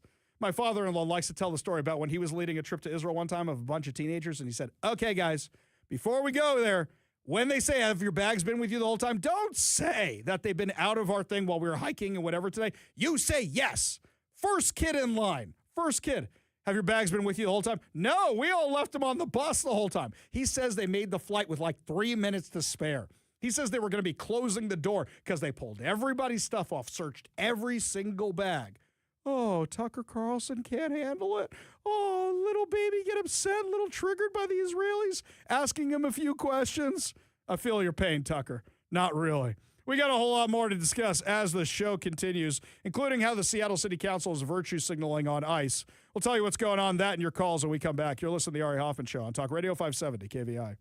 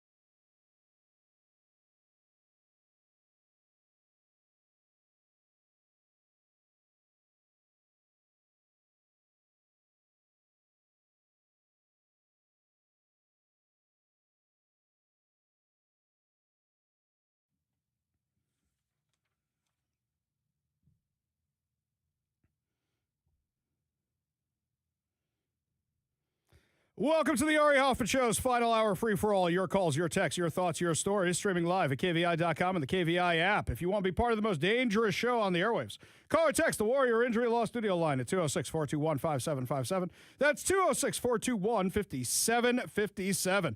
Coming up this hour, the Seattle City Council is trying to limit ICE, but it's purely virtue signaling. And the Department of Justice is suing Harvard yet again. But before we get to any of that, we go to the Warrior Injury Law Studio line, take a call from our frenemy, Bennett the protester. Bennett, I think I know what you're calling about, but before that, I have to tell you what happened after you got off the phone yesterday.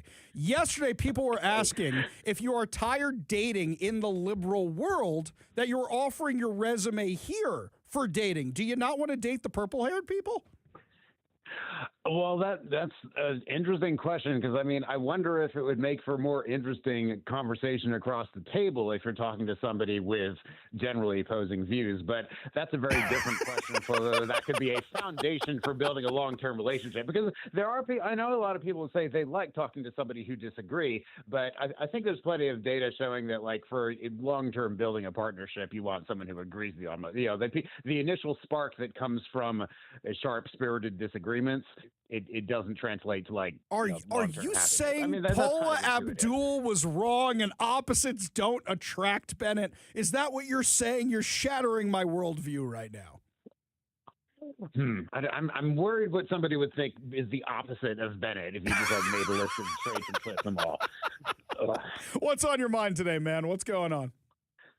All right, so I did go to the Federal Way City Council meeting yesterday, and I played the clip from your show when you interviewed Councilmember Melissa Hamilton, and she was talking about, you know the backstory where. So hang on. Let me catch up the audience. Let me catch up the audience so everybody's on the same page. Otherwise, it's just a private conversation between the two of us. I'm going to let you finish, just like Kanye. I'm going to let you finish, but hang on.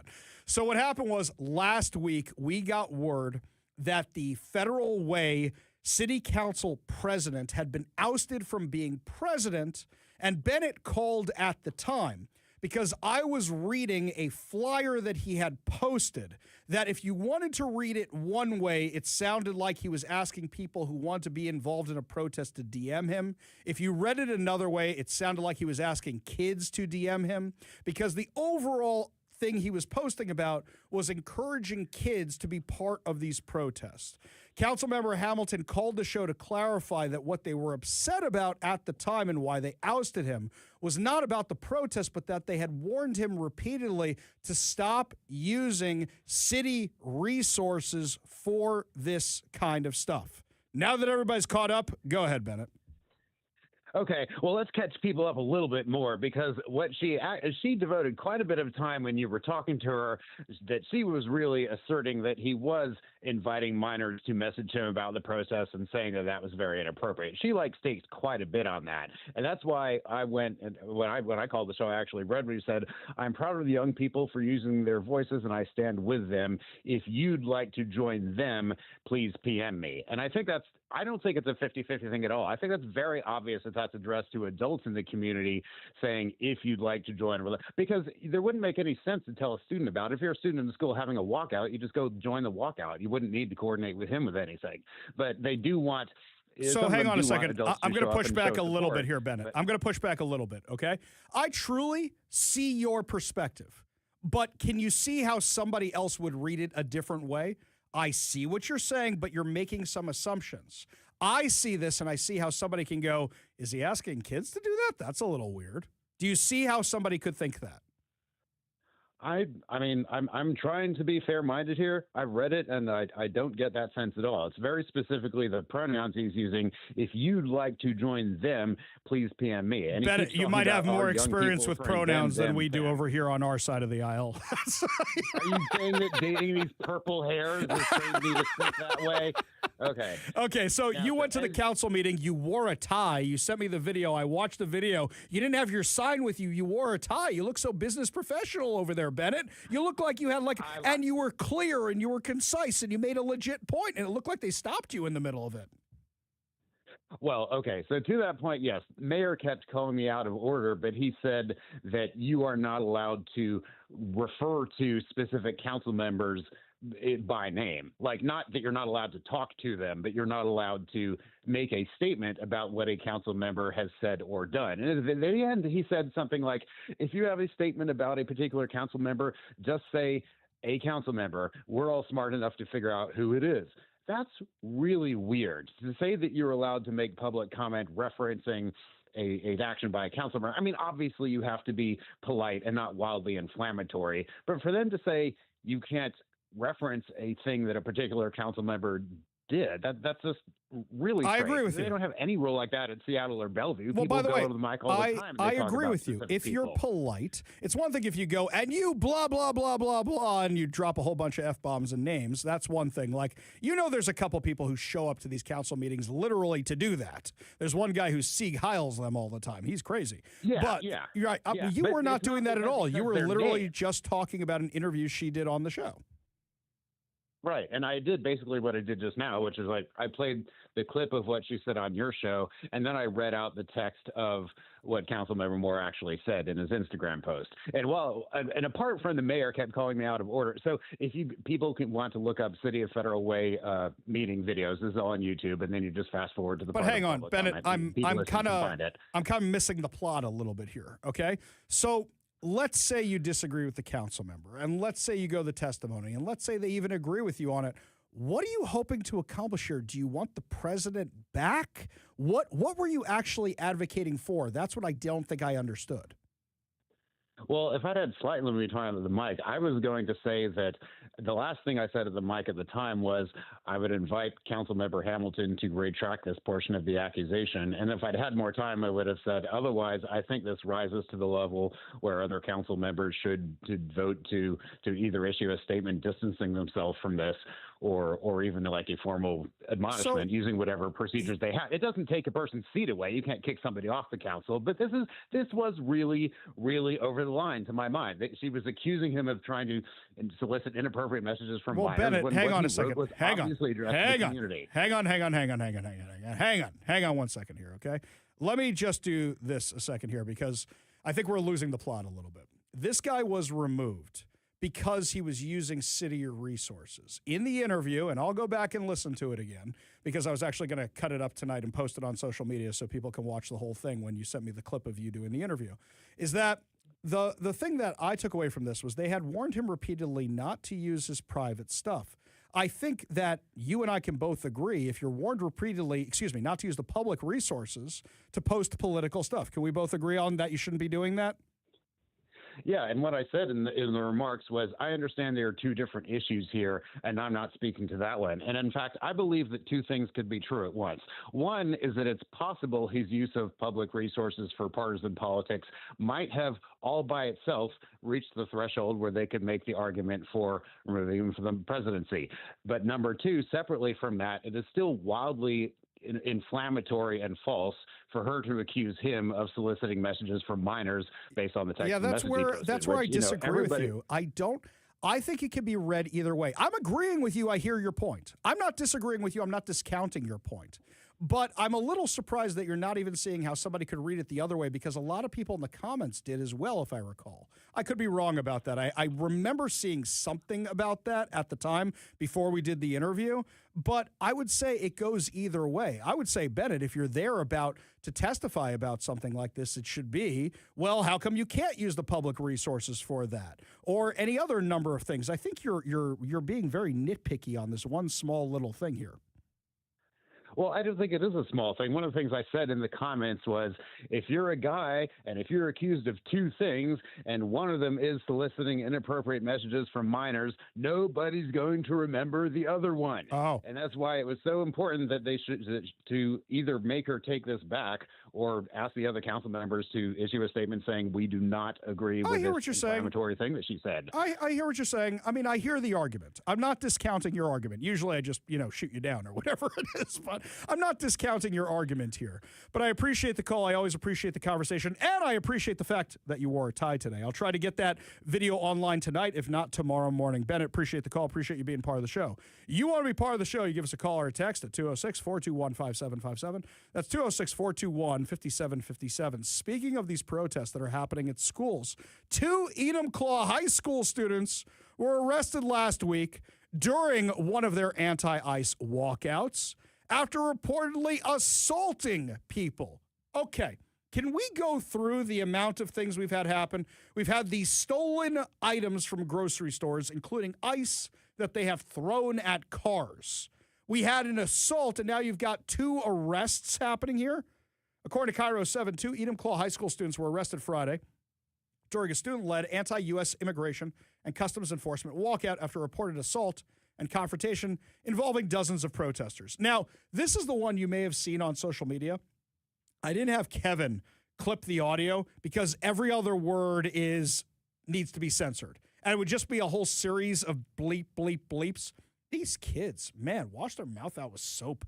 My family kind of makes fun of me. I'm a little prudish with regard to the language. Kevin's like, you? Yes, I actually am very conscientious about my language at home. Maybe it's because my wife and my kids cuss like sailors. I don't know what that's all about. I get it. It's not my jam. Whatever. Anywho, these kids are just cussing and cussing and cussing. And then when one of the girls gets arrested who allegedly did the assault, she's crying, I want my mommy, and stamping her feet like a little toddler. Enumclaw Police Chief Tim Floyd said officers were alerted when a man reported he was assaulted, showed police video of the suspect who was described as a 17-year-old girl. Man, I don't know if I'd admit that, by the way. Got assaulted by a 17-year-old girl. Anyway, officers recognized the suspect from the other contacts we've had with her. Whoa, whoa, whoa, whoa, whoa, whoa. So she's got a track record of doing this? As the officers moved toward the crowd to take the juvenile female into custody, she saw them and took off running. That's when a small scuffle took place in the middle of the road, and a second female student tried to pull the assault suspect away from officers. A social media video showed the crowd of protesters following police as officers walked the 2 students to jail because the jail was across the street. Just because you're involved in a quote-unquote peaceful protest doesn't give anybody a free hall pass to commit violence, the police chief said. And the lack of maturity that was being displayed took it from just a First Amendment protest to speak your mind to a confrontation that became a crime. He's 100% right. The first student was arrested for assault, resisting arrest, and obstructing a law enforcement officer. The second was arrested for obstructing a law enforcement officer. Both were later released to parents because the suspects did not meet the booking criteria for the King County Juvenile Detention Center. You know, Kevin, we both have friends that when they were younger, they will say, I got arrested, that was stupid, but it scared me straight and I'm never going back to jail, right? We have friends like that. Sure. Including radio hosts that did 1 6-hour jaunt in the jail and then said, I'm never doing that again. I'm going to drive more responsibly. Sometimes, sort of, right? This is, there's no repercussions whatsoever. You just get to go home to your parents. That's it. Cool. That's it. You're just encouraging this stuff if the kids know they can get away with it. In fact, even when they're not juveniles anymore, they just get released and released. We had the guy from Kansas. We had the guy who tried to burn down tried to blow up Harborview. This is how you allow this behavior. It's nonstop. About 100 students left Enumclaw High School during the demonstration. Those who walked out were marked unexcused. Quote, there's a lot of inaccurate information being shared, and we want to be clear about what happened, the district wrote. What's unclear? The video's there, and 2 kids were arrested. What's unclear? Police are reviewing other videos of the incident and said more charges could be coming for other people involved. Here's something else. It's Enumclaw. Tame place. It's not downtown Seattle or downtown Portland. But it's like Lord of the Flies. Just release the kids and see what happens. This is what's going on. It's crazy. Absolutely crazy. Meanwhile, the Seattle City Council wrote a new code to align with the Keep Washington Working Act, a.k.a. the law that made us a sanctuary city, which limits data used in ICE actions. The truth is this whole thing is entirely virtue signaling. Why is it virtue signaling? We're already a sanctuary state. Legal or illegal, we're already a sanctuary state. You have to follow state law. And as a result, what you guys are doing is already the law. Councilmember Maritza Rivera, who represents District 4, prohibits all city employees from sharing non-publicly available personal information for use in the enforcement of civil immigration laws unless required by law or a court order we already have. Don't cooperate with the authorities. This is really just a new city council trying to show how virtuous they are. The measure codifies Washington State's Keep Washington Working law, according to Como News, and amends the Seattle Municipal Code to provide clearer guidance on information sharing. State law trumps local, trumps state, trumps city, excuse me. So what are you doing here? You're not accomplishing anything. Instead, this is just virtue signaling. That is all it is. Oh, we want to show we're the most anti-ICE. No, we're the most anti-ICE. Yes, you're all Spartacus. You're all Spartacus. I saw this article from the Seattle Times. It made me nauseous. Talking to your kids about ICE activity, experts share 6 tips. Experts say that parents should keep several key things in mind while discussing U.S. immigration and customs enforcement activity with children, whether this is a first-time conversation or not. You know what you do when you talk to your kids? Listen to law enforcement. Law enforcement officers put their lives at risk every day to keep us safe. Deserve our thanks and support. How about that? It's that simple. How about we do that instead? Nowhere in this article is anything like that. This is your daily reminder to unsubscribe from the Seattle Times. You save money, which you can use towards gas or groceries, and you don't fund the left-leaning media that is out to destroy Washington State. Why would you continue giving them your money? Why would you do that? Hey, who wrote this article? Oh, the Education Lab wrote this.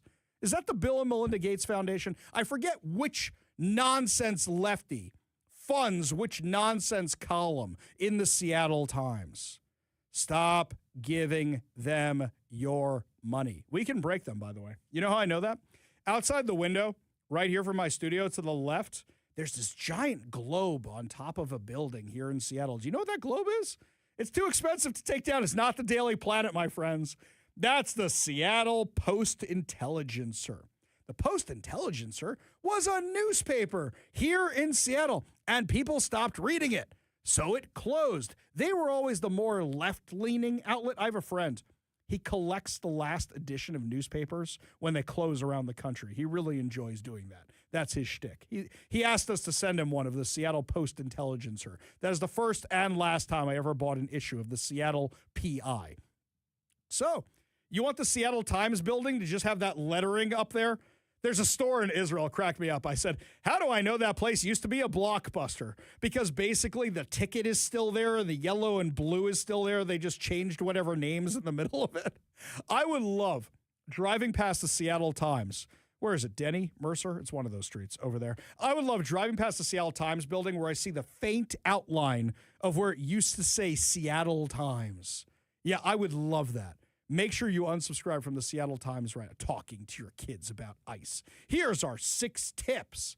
How about you talk to them about respecting law enforcement? Why don't we do that instead?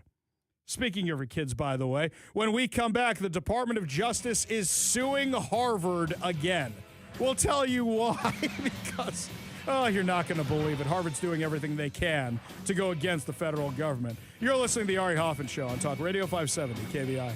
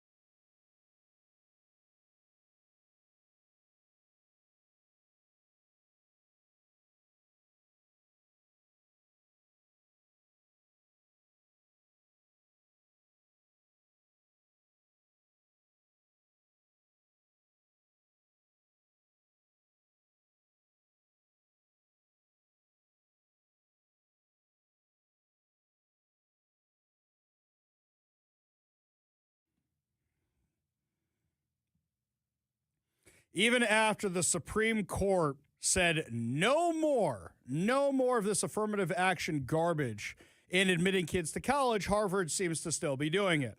According to the U.S. Department of Justice Civil Rights Division, they filed a lawsuit against Harvard on Friday, alleging the school unlawfully withheld admissions-related information that federal officials say they need to determine whether Harvard is complying with a federal civil rights law following the Supreme Court's 2023 decision in Students for Fair Admissions versus President and Fellows of Harvard College. In the complaint, the government says it opened compliance reviews in April of 2025 covering Harvard College, Harvard Medical School, and Harvard Law School to assess whether the university continues to discriminate on the basis of race in admissions in violation of Title VI and the Civil Rights Act of 1964. Title VI bars race, color, and national origin discrimination in programs receiving federal financial assistance. Reverse discrimination is still racism. Reverse racism, still racism. The word reverse doesn't change it. It's still racism and discrimination. Attorney General Pam Bondi said in a statement, under President Trump's leadership, this Department of Justice is demanding better from our nation's educational institutions. She added that Harvard has not provided the data the government requested and said the department would continue pushing for merit over DEI across America. Assistant Attorney General Harmeet Dillon, who leads the Civil Rights Division, said the department would not allow universities to refuse to provide the information required for federal review, calling cooperation a basic expectation of any credible compliance process. Dillon said Harvard's refusal to share data raises concerns and argued that if the university is complying with the law, it should happily share the data necessary to prove it. Sounds a lot like voter rolls, doesn't it? In the lawsuit filed in U.S. District Court for the District of Massachusetts, it accuses Harvard of repeatedly delaying, narrowing its responses to federal requests. According to the complaint, the Justice Department sought the documents and data it says are necessary to evaluate Harvard's compliance. What do you think? You think Harvard's still breaking the law? My guess would be yes, by the way. This sounds like totally something Harvard would continue doing. Meanwhile, that's not the only crazy story we have here. KTU teachers and staff at Mark Morris High School in Longview, Washington, are now under fire for not taking an alleged sexual assault by a student seriously. Now, you may recognize the details of the story, but finally the mainstream media is reporting it. Those of you with kids in the car, you may want to earmuff them for this one. We can't really say much when we're in the school because they'll try and quiet us down and take us back to our classes. High school students in Longview walking out of class today amid allegations of sexual assault. They claim a student was assaulted in a locker room and say the school isn't doing enough to keep kids safe. Over the weekend, the principal sent a letter to families calling these allegations false rumors. K2's Shelby Slaughter joins us live from the high school now. So, Shelby, you spoke with students and families today. Yeah, Deb, in that letter to families, the school principal says these rumors can cause great harm. But when you're talking to these students, they say they just want accountability.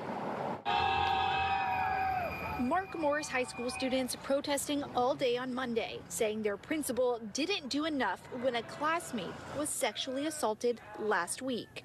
What do you think the school could do to make this right? Actually do something about it. Multiple students and parents tell me the assault happened in a locker room. They say those responsible are already back at school. Now they're asking for accountability. A lot of the people here are scared to speak up because the perpetrators have been going to our videos and telling us that we need to stop and that we will be next if we continue speaking up. In a letter sent to families over the weekend, the principal kept details of the incident vague, writing there was behavior that violated our school expectations. He also wrote that they've done a thorough investigation, given appropriate consequences, and followed WIAA guidelines. We have worked closely with the students and families involved. People have to take a stand, and we got to fight back. Kathy Seenard's grandson goes to this school. She tells me she's appalled by how the school addressed this incident and says her grandson is nervous about going back to class. Do you think the school is handling this properly? No. Why? Well, from what I hear, the boys got 3 days suspension. I asked her about the letter sent to families over the weekend. She tells me it's not enough. The last line I want to read to you here, it says, "Thank you in advance for reassuring your students that Mark Morris is a safe place." Obviously not. It's not safe when a child's getting sexually assaulted in your locker room. You know, I'm sorry, but they need to educate these educators more on what to do in situations like this. And I did reach out to the Longview Police Department, and I was told the school is handling this internally and haven't requested police involvement. Reporting live in Longview, I'm Shelby Slaughter, K2 News. Shelby, thank you. Now, anyone with information about risks or potential risks to the safety or well-being of kids in Washington can call the number on your screen. And kids can also text Hear Me WA to 738-477. You can also make a report online by visiting hearmewa.org or through the app. Anyone can file a report. You are able to file anonymously. Now, there is reportedly video of this incident. And something that bothers me about this is that, let's say it all happened exactly the way these kids are saying it happened. Let's say it all went down. And the school never informed law enforcement? Never even called them in to investigate? Investigate doesn't mean somebody gets arrested. Investigate means let's find out what happened. You remember the Washington State Legislature was trying to make it so schools wouldn't have to tell parents if something happened to their kids on school property for 48 hours so they could circle the wagons? This is what, the second, third case this week of a school not talking to law enforcement. If there's nothing to them, let law enforcement investigate and say there's nothing to it. You want to make sure these kids are safe. If it's some awful prank gone awry, you know what? You still have to deal with it. It sounds like the school may be attempting to cover it up and not contacted the police as required in this story. You guys are first mandated reporters. You are mandated reporters. That means you mandatory are required to inform the authorities of something like this happens. It is mandatory that you report it. How many times have we heard about them not reporting it? It's like the story out in Puyallup, where last night parents showed up to the Puyallup school board to say, wait a minute, there was a girl who was wrestling against a boy who identifies as a girl. She reported an assault, a sexual assault. His hands were somewhere they shouldn't have been during the wrestling. You guys didn't do anything until our friend Brandy Cruz reached out and asked for comment. Then you go, oh, crud, Brandy knows about it. We better call the police right now. How many other incidents do we not know about because some school is covering it up, because some teacher is covering it up? If you have a story like this that you want us to shine a little daylight on, send it over to us, ari@kvi.com. That's ari@kvi.com. We get our best tips from our listeners. Shoot it over to us, ari@kvi.com. That's ari@kvi.com. We'll be more than happy to take a look at it for you. When we come back, my friends, Zoran Mamdani looks like really, really quickly is backtracking on a lot of his policies because it looks like he's running out of other people's money already. We'll give you all details when we come back. You're listening to the Ari Hoffman Show on Talk Radio 570 KVI.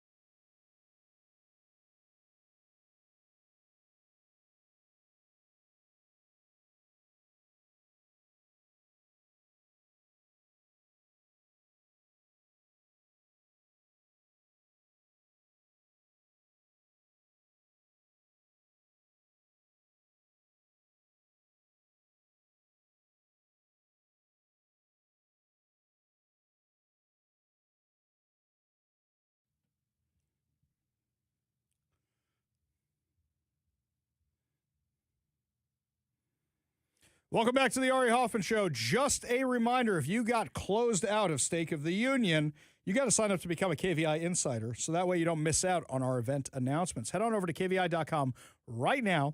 Enter your email address to become a KVI Insider. We don't spam you. You just get KVI news. We don't sell your email address either. So make sure you sign up to become a KVI Insider, and that way you won't miss out on the next event. So this weekend, when I was in L.A. with my daughter, and we were taking the backlot tour of Universal Studios, those of you who've been on the tour before, you know they have like the Old West Street and the Roman Coliseum Street, depending on what they're filming, and they have the New York City Street. On the New York City Street, there were piles and piles and piles of fake snow. And it was dirty, nasty, like it had been sitting there for a while. And I said, wow, they're really going for the New York look, given everything that's happening in New York right now. Zoran Mamdani failed his first test as mayor. His first test as mayor was, there's a snowstorm coming.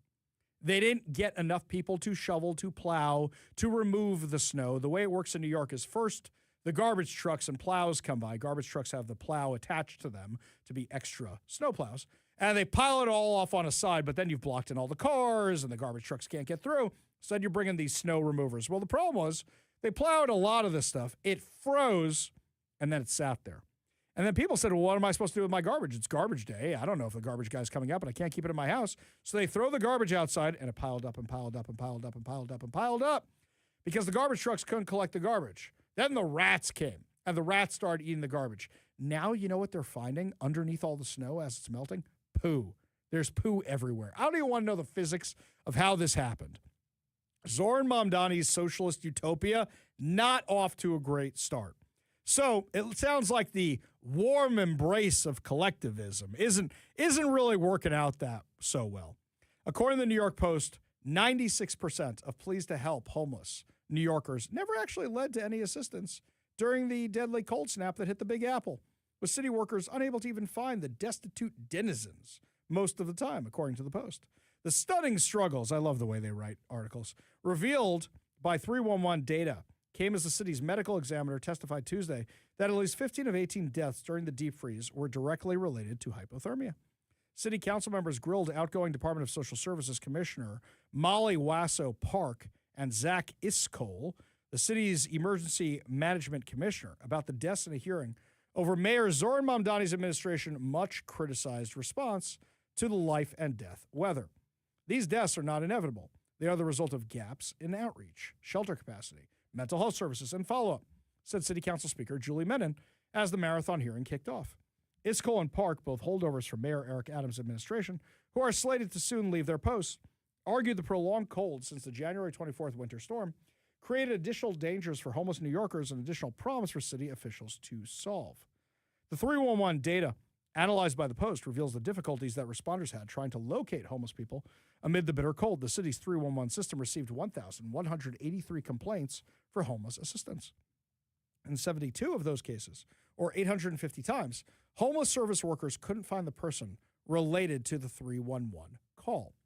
For another 250 times, the homeless person refused services from the mobile outreach response team, which apparently took no for an answer because Zoran Mamdani has his new policies where, well, if they say no, just say no, don't get them off the streets. Amid the troubles, because, the drug addicts and people with mental health can make the best decisions. Amid the troubles, the city shifted the responsibility for calling to report homeless people in need away from 311 on January 31st, handed the job over to 911 operators. Mamdani had repeatedly said publicly that all calls for homeless New Yorkers would be transferred to 911 since the cold weather descended on the city a week prior.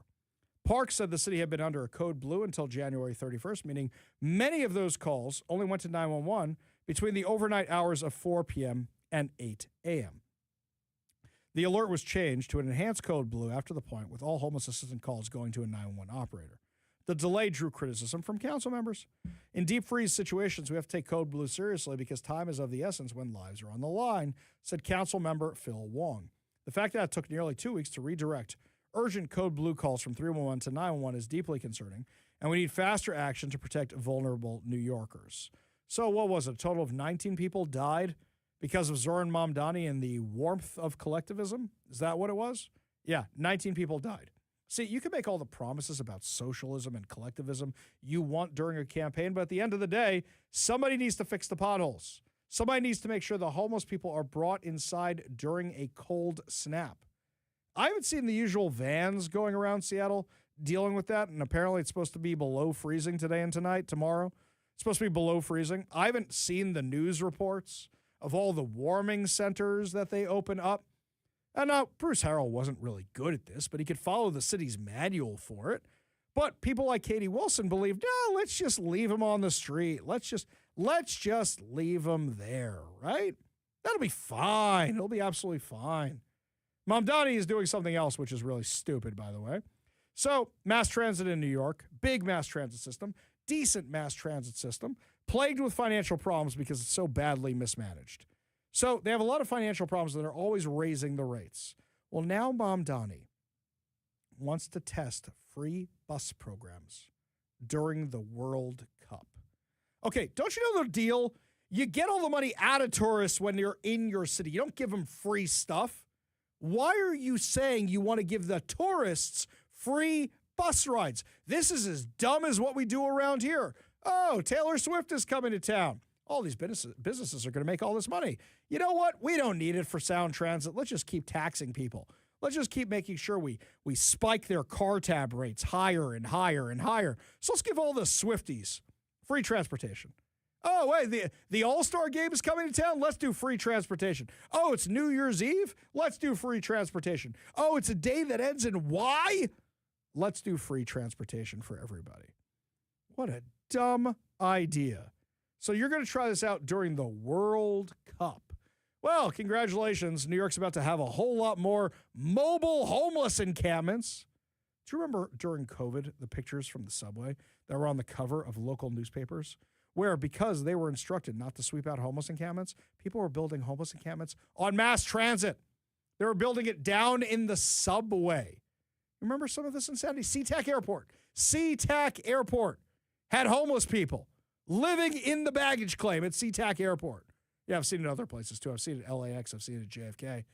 This is not something new. I saw it during COVID also. Saw the homeless people living at SeaTac Airport. This is what we're going to do. This is the warm embrace of collectivism.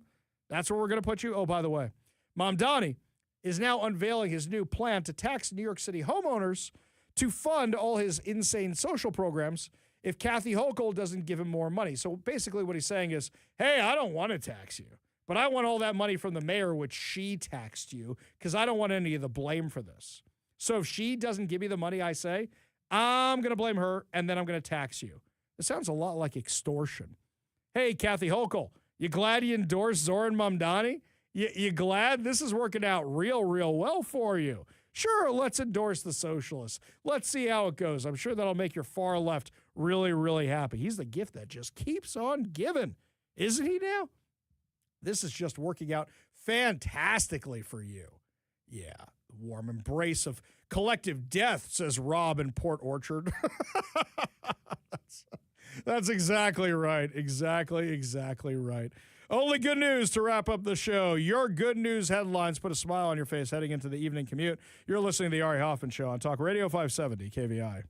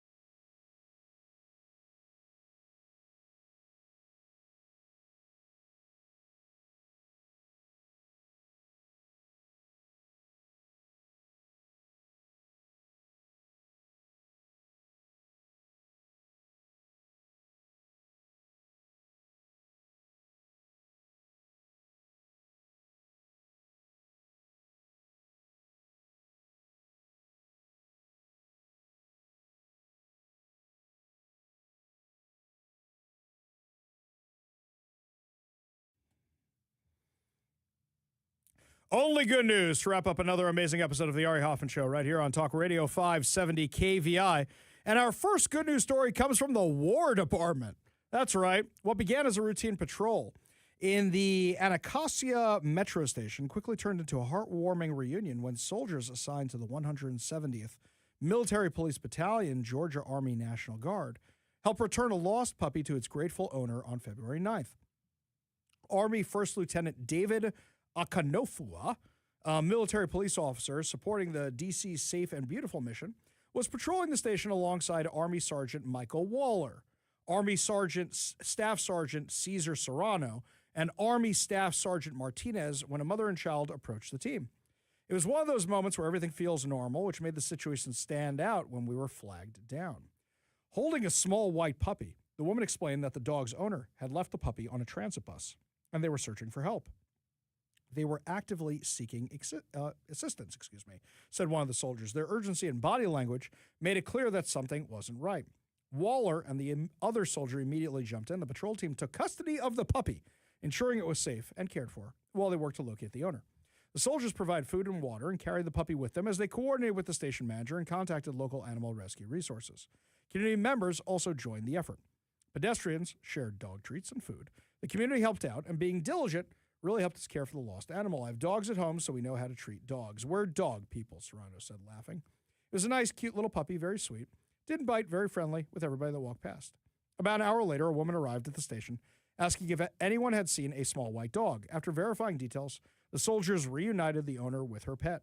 She was very relieved, said one of the soldiers. The dog was also very happy to be reunited with its owner. She thanked us. We shared a few words before she left with her puppy. Akanufua emphasized that this moment exemplified the broader purpose of the mission. Quote, our mission goes beyond just security. It's about protecting people, property, and even animals. Helping reunite someone with their pet builds trust and shows that we care about the community we serve. For Waller, the experience was a reminder of one of the many reasons soldiers put on the uniform. It's not every day you get to be in uniform and be a hero making a difference. When you're actually doing it, it does feel good. I like those kind of stories. They're sweet. This one here, good news from the Olympics. American speed skater Jordan Stoltz set an Olympic record on his way to a gold medal in the men's 1,000-meter race last week. Stoltz went head-to-head with Dutch star Jenning de Boer toward the latter part of the event, finishing first and second, respectively. China's entry, Zhongyan Ning, according to Fox News, won the bronze with a time of 1 minute, 7 seconds, and 34 microseconds, or whatever they call those. America finished at 1:06.28, setting a new mark for the Olympics. De Boer finished with a time of 1:06.78. Stoltz entered the event with a 1,000-meter record already in hand. He set the mark in 2024 in Salt Lake City with a time of 1:05.37. It's the first medal for Stoltz and what could be a major boon for him at the Milan Cortina Games. He'll take part in the men's 500 and 1,500-meter races and the men's mass start later in the games. With his performance in the 1,000 meters, Stoltz could very well come away with a few more gold medals around his neck. Stoltz first completed in the Olympics when he was just 17, didn't come close to reaching the podium in the 2022 Beijing Olympics. But now, look at this. He's on track for more gold medals. 4 years appear to have made a world of difference. Since then, the Wisconsin native has won 6 gold medals in the World Single Distance Championship. I got a question. How many of you out there are actually watching the Olympics this time around? I'm watching the clips on social media. I'm not actually watching the Olympics, though, to be fair, I never really watch the Winter Olympics because I'm at work. Summer Olympics, you know, you got some time off when you're a kid. You may watch the Olympics a little bit more. Guys watch the girls' gymnastics. I don't know anybody who does that, right? I don't know anybody who does that. Meanwhile, I got this story here from Como News. It was a case of the right people being in the right place at the right time. On Tuesday, a member of the King County Sheriff's Office Marine Unit, Mercer Island Police, were conducting water rescue training at Fish Lake in the Cascade Mountains when a man fell through the ice right in front of them. We saw a guy out of the corner of our eye walking back and forth, and one of our guys says he just went through, said Sergeant Rich Barton, who works with the Sheriff's Office Marine Unit. The team had just finished their training exercise, but was still in their water rescue gear and had their equipment with them. My guys were falling in the ice trying to get to this guy, Barton said. The estimated water temperature was 35 degrees and the ice conditions were poor. Rescuers spread out their body weight on the thin ice while trying to reach the man. They used rescue devices to secure him, then pulled him to the dock with the assistance of an additional team member. Barnes said the man had 2 friends at the lake with him, which he fears if the rescuers hadn't been there, the friends could have fallen through the ice trying to reach him. We could have had 3 potential victims who could have perished yesterday, Barton said.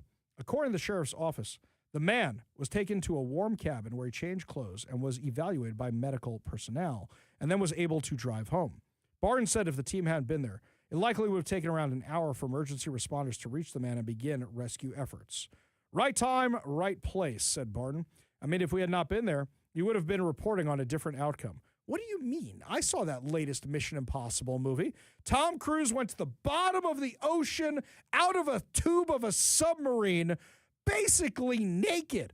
And the cold water preserved Tom Cruise so he survived and could cuddle with Haley Atwell. That's how all you got to do is get more Haley Atwells, and then you don't have to worry about people getting hypothermia. You just snuggle them with Haley Atwell after they get shot out of the submarine torpedo tube, and you're fine, right?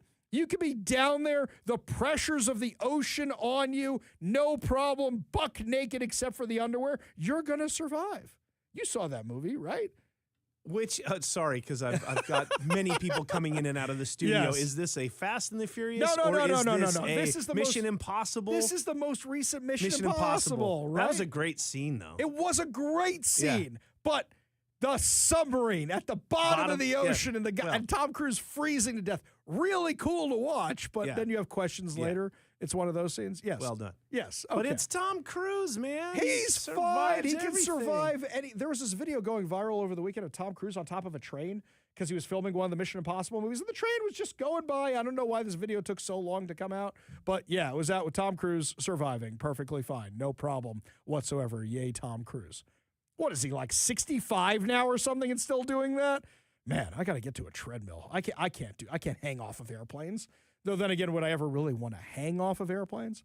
That's going to do it for us today, my friends. Fear not, we'll be back tomorrow with more insane stories and more exciting guests, plus more good news. You've been listening to The Ari Hoffman Show on Talk Radio 570 KVI.